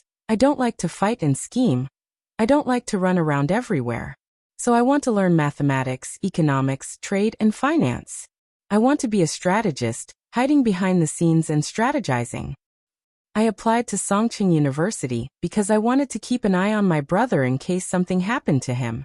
Also, our school and Yvonne University in the United States have a joint training program. When I am in my senior year, I can go there to study under the top scholars in the world after passing the assessment. It will take about 3 to 5 years. The night breeze was cool. The girl's voice drilled into Lu Cheng's ears and made him a little absent-minded. Is this the test of time and distance? Little Ming already has a hard time in a long-distance relationship, let alone in a foreign country. He took a breath and asked seriously and nervously, "Will you come back?" Yenjika burst into laughter and answered firmly, "Of course I will. My relatives and friends are here. The culture and history that are deeply ingrained in my bones are here. All my favorite food is here. The boy I like is here too." Towards the end of her sentence, her voice became softer and softer until it was as soft as a mosquito's buzzing, but she still insisted on saying it. Fortunately, she was on Orange's back and didn't have to face him. He wouldn't see her embarrassed expression. "The boy I like is also here." A smile appeared on Lu Cheng's face. He let out a long sigh and said, "Then go. Go and pursue your dreams. Let me see the more brilliant and beautiful you." "Chung, have you been scared silly by my mom? Even your words have become more cultured." Yenjika chuckled and put her hands around his shoulders, clasping them in front of him. "Aren't you worried?" she asked in an uncertain tone. "Yes. My little fairy is so pretty, so cute, so smart, and so beautiful. I don't know how many men have bad intentions towards her." Yenjika pursed her lips and smiled. She thought for a while and said, "I'm quite confident in myself. There were many good boys who pursued me before, but I still cruelly rejected them all. I know what I want, so I can persevere. You can say that I'm very rational, but you can also say that I'm very hard-hearted. But you, Chung, you have so many fans now. When you step into the dance stage and enter the professional martial arts circle in the future, there will definitely be more girls who like you and even seduce you. Without me watching over you, I really don't know if you can reject them. My mom always says that not many men can withstand this kind of test." Lu Qing didn't look back. He smiled and said, "I'm confident in myself. If I can persist in training every day, I can also persist in keeping a distance from other girls. I'm going to become a mighty one with physical invulnerability. How can I not have some extraordinary perseverance?" "Chung, your words remind me of a term in a novel." Yenjika was silent for a few seconds. She suddenly laughed and said, "Ascetic boy." "Pfft, what kind of term is that?" Lu Qing didn't think too much about the term and said, "Actually, it's not a big deal to be in a foreign relationship. In the age of the internet, communication is so convenient. As long as you coordinate your time, you can still chat every day. Besides, I should be a powerful dance stage fighter by then. I can definitely afford to fly once a month. But I'm a little sad that you're alone outside and can't find anyone to help you." Yenjika's eyes turned dark and bright. She replied with a smile, "I'll definitely be a tough girl of professional ninth pin by then. What can't I solve by myself? Well, when I'm there, I'll focus on my studies. I'll wear a pair of big black-rimmed glasses and dress like a nun. I won't attend any parties and will be immune to all harassment. I'll try to come back in 3 years. Won't you become Abbess Miju?" Lu Qing was happy to hear that. He reminded her worriedly, "You must be careful of those men who try to get close to you by pretending to be your fellow countrymen." Yenjika immediately laughed and raised her head. "Are you talking about yourself? You must learn from the mistakes of others," Lu Qing said half seriously and half self-deprecatingly. Yenjika was infected by his optimism. Her melancholy melted away. She looked at the back of his head with a smile, and suddenly remembered a sentence. "I was young then. I didn't understand the ruthlessness of time and the cruelty of distance. The reason why I didn't tell Chung that I was going abroad was that after falling in love, I was hesitant and scared. I wasn't as decisive as before. I really considered whether I should give up or not. But when I thought of doing something I didn't like in the future, or only having him as the center of my life, I felt that it was too sad. If I don't chase my dream while I'm young and still have the drive, I'll definitely regret it in the future." Sigh. It's true that a hero's temper is short because of love. Well, I'm that hero. Yenjika's arms around Lu Cheng's neck tightened. She leaned over and whispered in Lu Cheng's ear, "You're a femme fatale." "Ah?" Lu Cheng was dumbfounded. What was this all about? Yenjika thought about it seriously and then repeated, "You're a femme fatale." Lu Qing didn't understand until now. He laughed and changed the topic. "Cool, Even Empress Dowager has acknowledged me. Does that mean we're dating openly? Of course not. You just passed my mom. There's still my dad, my grandpa, my grandma, my grandpa, and so on. The revolution hasn't succeeded yet. Comrade, you still need to work hard. No way. I thought Empress Dowager was the most difficult one. Who gave you such an illusion? I always thought my mom would be the most accepting one. Their laughter floated in the wind and scattered on the road at night. Lu Qing carried the girl to the school bus stop. He was reluctant to put her down and wanted to keep walking like this. There were still 3 years left. There would be a way when the time came. The next morning, Lu Qing seemed to have matured a little. He stood there and calmly comprehended the 2 visualization diagrams. This was the only thing he could rely on to settle down and protect his love. After a short while, he closed his eyes and concentrated his spirit and chi. He outlined the freezing sky and freezing ground diagram in his mind bit by bit. It was no different from the previous days. During this process, he gradually merged the frost concept of the Jindan that was engraved in his heart with the brush strokes, making each snowflake seem to have a life of its own, bringing a distinct coldness to the empty world. 1, 2, 3. The world slowly turned white. A chill that could freeze everything and bury life was about to come out. Lu Cheng's spirit was already tired. At this moment, he suddenly realized that he had finally reached the edge of success after several days of accumulation and comprehension. He endured the emptiness and sketched the last stroke. With a boom, the freezing sky and freezing ground diagram suddenly expanded and occupied every corner of his mind. The bone-chilling coldness turned into a solid substance, freezing life and freezing the world. Subtle changes appeared in Lu Cheng's body. Some of his muscles tightened or trembled. Some of his tendons and vessels expanded or contracted. The corresponding organs squirmed or rose and fell. Normally speaking, every movement of the human body, no matter how weak it was, would create waves that belonged to itself. However, they were too weak and would disappear in the blink of an eye. But at this moment, these waves were ingeniously stacked together, turning into an icy chill that even normal people could feel, spreading in all directions. The leisurely geezer sure at the side suddenly froze. He looked over and whispered in astonishment. You've succeeded in your visualization? Lu Cheng's spirit had reached its limit. He couldn't hold it anymore and exited the state of unity. He opened his eyes and happily answered his master's question. Yes, I finally succeeded. Finally? Geezer sure was stunned. He suddenly laughed and said, Not bad. You have some of my demeanor back then. That's all for today. Don't try to force yourself to avoid hurting your brain. Okay, you can practice by yourself now. Master was so awesome back then. I couldn't beat him even with the help of Jindan. Lu Cheng's heart trembled. He put away the pride and satisfaction of finally succeeding in his visualization, and started to run seriously. When he was far away, Geezer sure cursed in his heart. Damn it. I thought it was amazing enough that I succeeded in 1 month of visualization. Could it be that the Longhu Immortal's relic he got helped him understand the frost concept? But there's no precedent for this.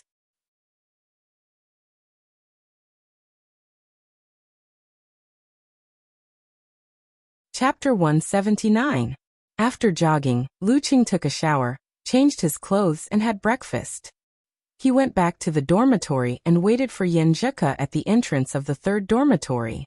The girl was always punctual, and would always arrive a little earlier than usual. It didn't take long for her to appear at the entrance of the unit. She carried a bag and walked briskly towards Lu Cheng.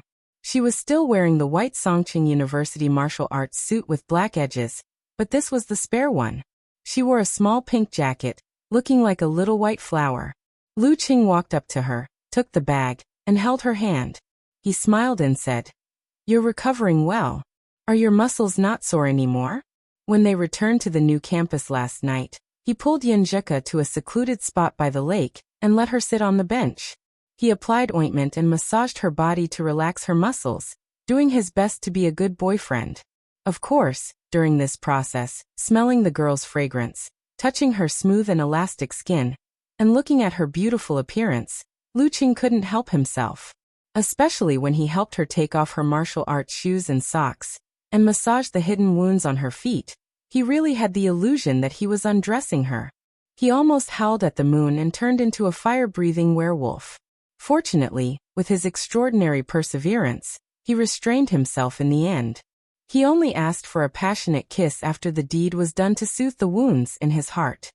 Not sore anymore.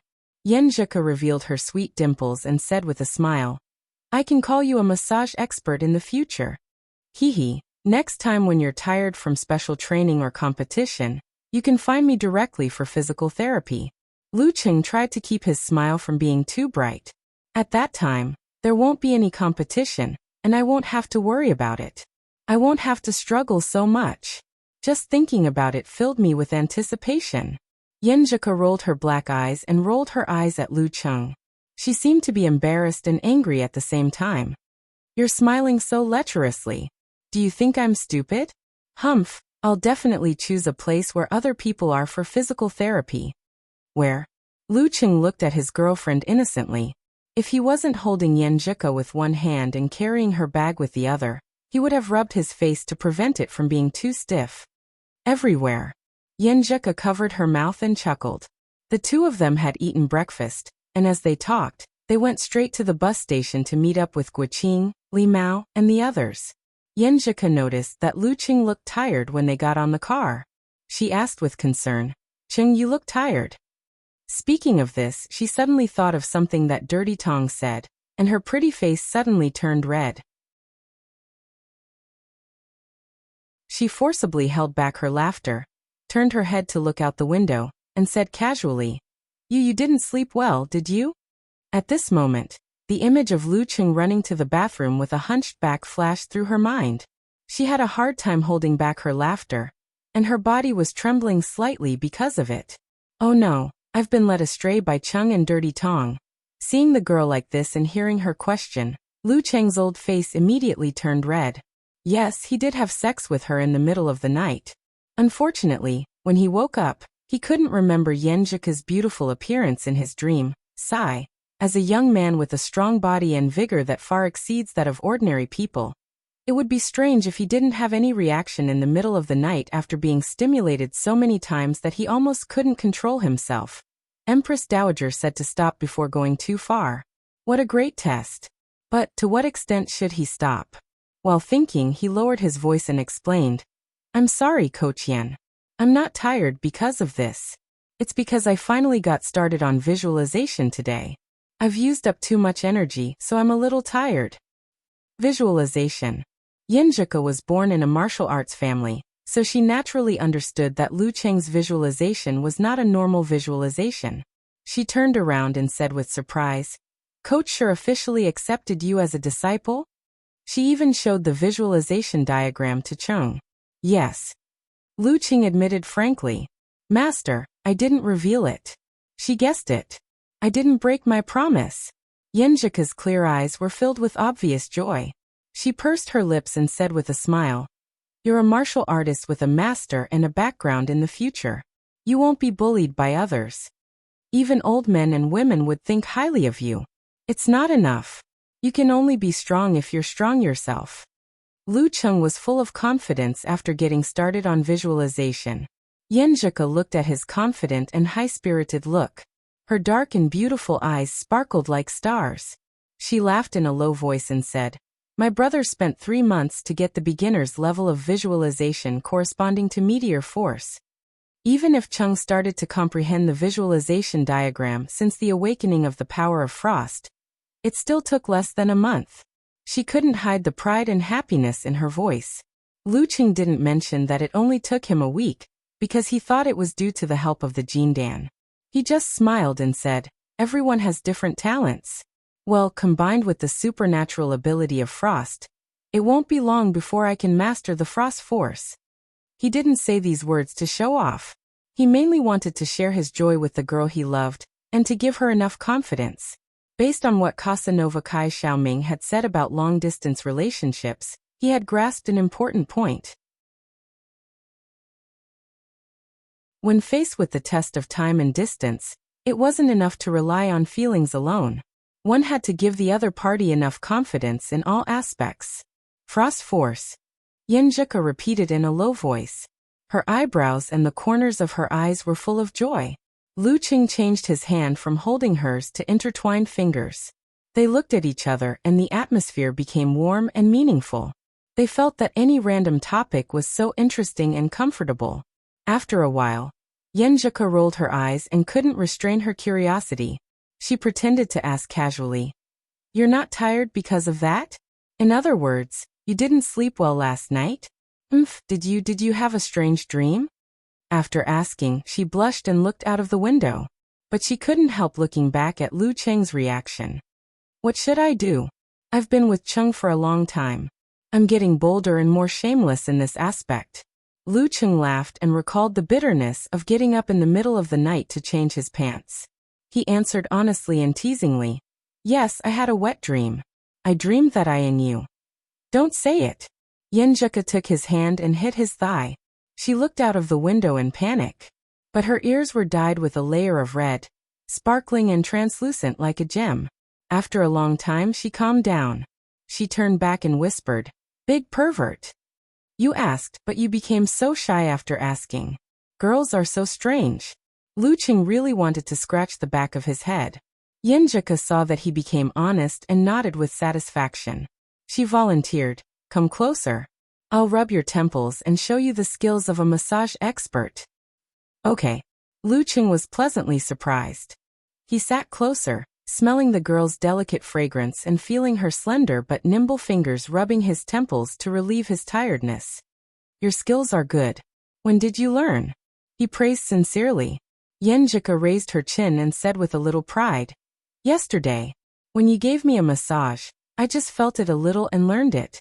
I'm not as stupid as you." Yes. You're our family's IQ." Luqing praised exaggeratedly. Enjoying the girl's gentleness, he felt good both physically and mentally. He only hated that the journey to the old campus was not long enough. They arrived in only half an hour. Yenjika's opponent in the morning was called Zhang Hengwang. He was the strongest opponent in her group. There were even battle videos of him on the internet. When analyzing the videos last night, Luqing felt lucky that the girl didn't meet him in the first round. Because of her lack of actual combat experience, she could easily make mistakes. However, after yesterday's 3 matches, Luqing was sure that his girlfriend had completely gotten rid of her newbie status. With her strength, superior inheritance, and him helping her to analyze her opponent's battle videos, her chance of winning was more than 70%. After the match started, it went as he expected. Yenjika took the initiative from the beginning and brought the situation into her control. Even so, as a boyfriend, Luqing didn't dare to relax. He was afraid that something wrong would upset the girl. At this moment, he saw 3 figures that he wasn't familiar with, but they weren't strangers either. Dream Squad. Luqing said to himself. They were Qianruoyu, Jiang Dingyi, and Feng Xiaoquan. What a coincidence. Qianruoyu greeted with a smile. Luqing was confused. Yes, it is. I didn't expect you to come here. They were already of amateur first pin, and didn't need to participate in this ranking event. If you can cheer for your girlfriend, we can also cheer for our junior brothers and sisters. Qianruoyu chuckled and turned to Yenjika in the field. I saw you, so I came to say hello. I see. Luqing suddenly understood, but he didn't want to chat with her since he wasn't familiar with her. He just replied with 3 simple words.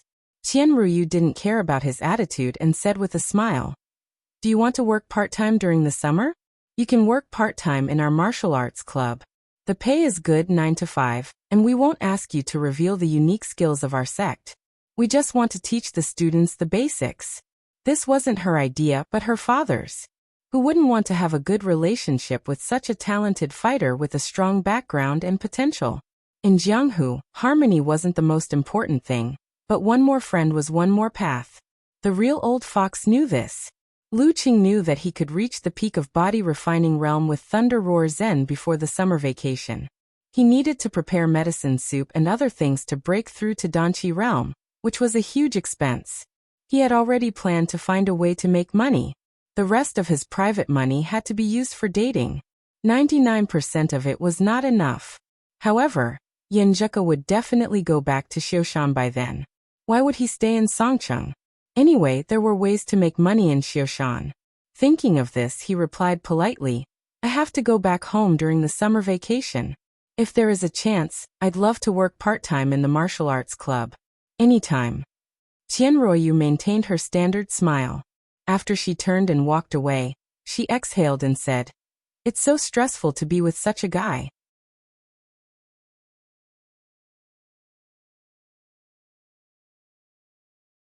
Chapter 180. Lu Qing didn't care about the feelings of Tianruoyu and the others.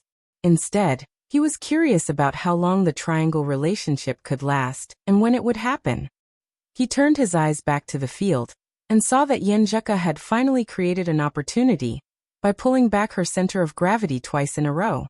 She borrowed strength and launched 24 blizzard strikes, completely suppressing Zhang Hengwang with the momentum of the mega avalanche. Zhang Hengwang made 2 efforts in a row, but they were all defused by the girl with some skills of yin-yang twist. Not only was the avalanche not interrupted, but it became more and more fierce and terrifying. In the end, it broke the opponent's stance with an overwhelming momentum. Seizing the opportunity, Yenjeka visualized the explosive power of meteor fall. Adding all the strength she had borrowed before, she leaned sideways and directly knocked Zhang Hengwang out of the arena. If she hadn't held back at the last moment, her opponent would have at least broken a few ribs due to her bouncing and shaking. Yenjeka wins. The referee withdrew his hand, which was trying to stop the fight. Yenjeka exhaled a mouthful of foul air. She only felt that her body was empty, and the muscles of her legs were trembling uncontrollably. This was a hard fight. Although her opponent was at a disadvantage at the beginning, he defended impenetrably with his rich experience and good strength. Sometimes he could even counterattack once or twice. In the last fierce attack of the mega avalanche, he had almost held on for a round. He was really a tenacious enemy, who made her consume a lot of energy. Ignoring Zhang Hengwang's attempt to stand up and talk to her, Yenjeka turned to look at the stands. She met Lu Cheng's eyes and smiled. No matter what, she had made it through the group. There was only one battle left before she reached amateur second pin. She just had to grit her teeth and endure it. She took back her phone and turned to walk up the aisle. After a few steps, her delicate eyebrows suddenly wrinkled. She felt the tension and trembling of the muscles of her legs. Her knees almost gave way, and she fell to the ground.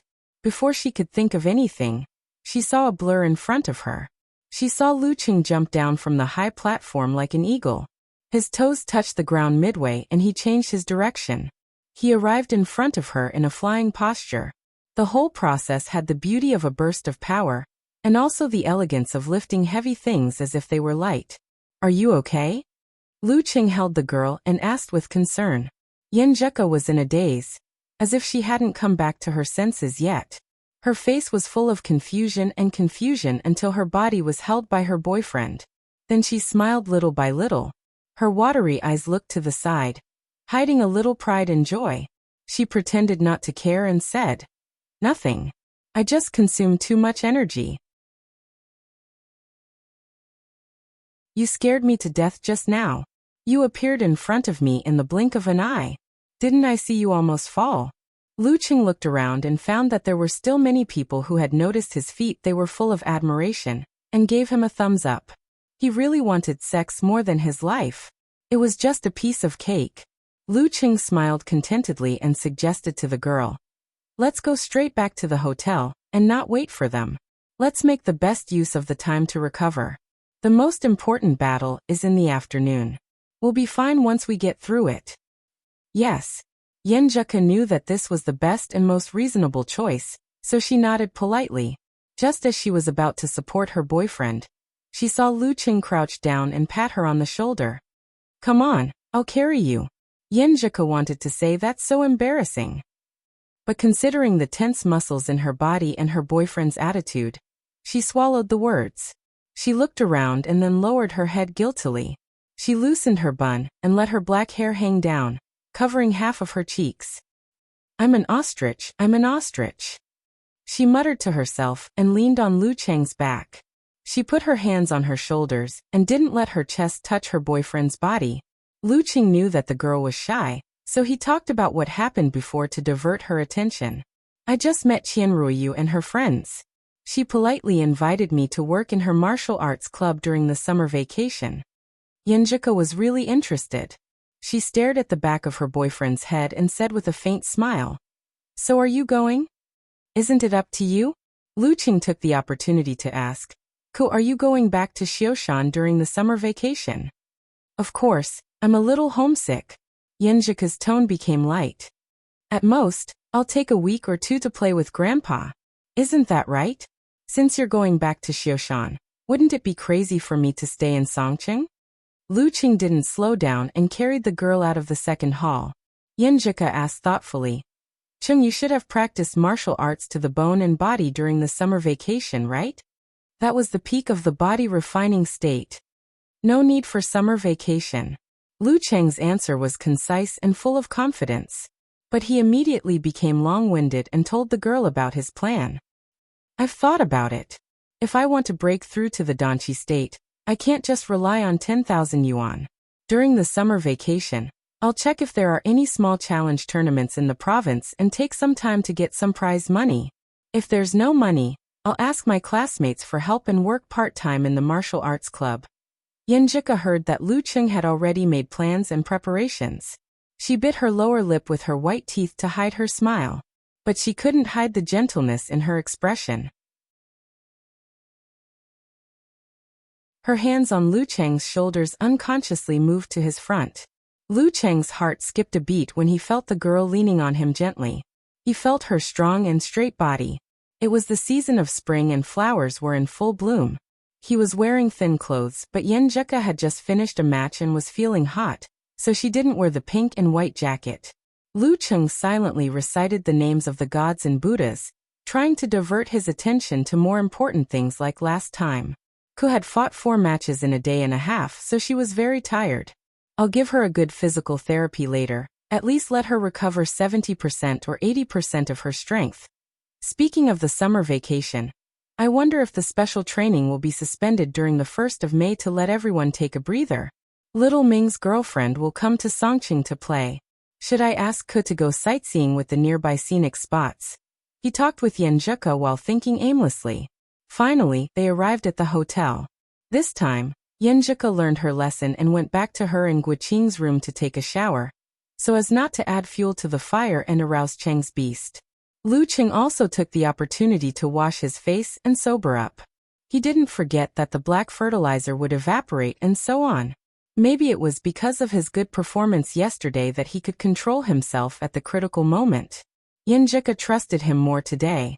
She directly lay on the bed with a bashful attitude and constantly changed her position to match Luqing's massage position.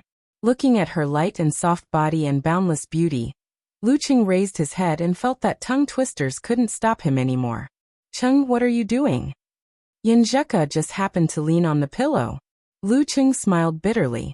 Reciting the Heart Sutra, "Color is emptiness, emptiness is color." Yenjika almost burst out laughing. She forced herself to hold back, and said with her body slightly trembling, "Recite it well, I believe you." "I don't believe in myself." Luqing wailed to himself and exhaled. He visualized a thundercloud and tightened some of his muscles. When he pressed the girl's thigh, he exploded the vibration force. This was a flash of inspiration after yesterday's massage. He came up with a new idea for the use of Thunder Roar Zen. Control the strength to relieve the deep fatigue in the muscles. Yenjika suddenly answered with a and asked in surprise, "Chung, what's this technique? It's so strange." "It's the daily use of tremor force. How do you feel?" Luqing said with a little pride. Thunder Roar Zen was originally a martial art that could be used to train the bone marrow and the viscera, but it still felt strange to use it as a massage technique. "I wonder if Master will beat me." "Tremor force?" Yenjika slightly opened her pink lips and revealed her white teeth. Her face was adorable. This was the tremor force that could defeat most of the professional 9th pin fighters. "Just to give me a massage?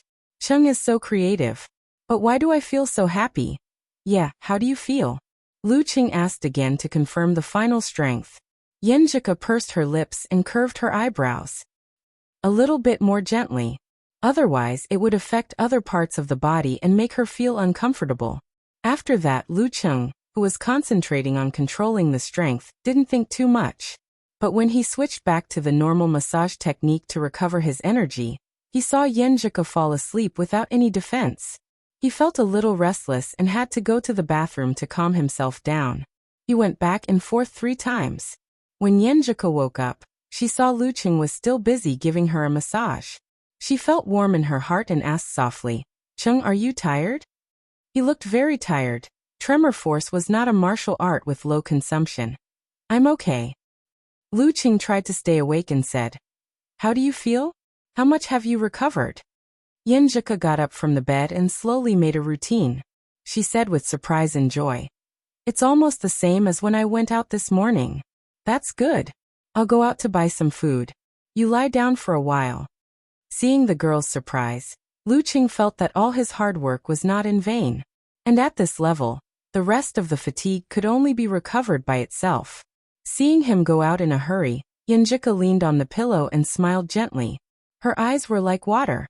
At 1 o'clock, the two returned to the arena and received the results of the draw from the service desk. Yenjika vs Healingling. Lu Cheng endured the exhaustion and the throbbing pain caused by excessive mental exhaustion, and immediately looked up the information of his opponent. "She seems to be a little stronger than your opponent in the morning." He made a judgment while looking. Yenjika was also looking at her phone. She nodded slightly and said, "She's good at dragon shape and practicing the spine. She's very good at catching. Don't think about letting her catch. Dragon claws are mainly tearing. You'll get hurt if you're not careful." Lu Cheng started a discussion with the girl. After a long time, Yenjika had a general idea. She sighed and said, "I just checked QQ. Ah Ching said that although senior brother Sun Jian won the last match, he still didn't make it to the next round. The ranking event really depends on luck. But my little fairy is very lucky," Lu Cheng said with emotion. Yenjika looked at him with a smile and said, "You're going to participate in the professional ranking event in April. How do you feel about your luck? Do you want my luck to shine on you?" Lu Cheng laughed in a low voice and said, "Coach Yen, can I brag?" "Brag?" Yenjika's eyes lit up and she urged him curiously. "Based on the current situation, I think I'm the standard to measure other people's luck." Lu Cheng said with a smile, "You're lucky if you don't get my number. If you do, you can only say you have bad luck." He said this with confidence and high spirits. He had mastered the Thunder Roar Zen, and was sure to master the Frost Force before the end of April. If he didn't even have the confidence to make it to the ranking event, he might as well go back and kill himself with a piece of tofu. At 250, Yenjika stepped into the ring and faced the last and most crucial opponent of the ranking event. If she won this match, her previous efforts would be meaningful. If she lost this match, she had to start all over again. Healingling was about the same height as Yenjika. She looked more solemn. At this moment, she took a breath and said with a smile, "I thought it would be easier. Those who can make it to the next round are not easy to deal with." Yenjika didn't fall for her opponent's arrogance. "I won't be careless." You're tuning in to the Journey of the Soul YouTube channel. Don't forget to subscribe and join us on this journey to catch the most captivating stories.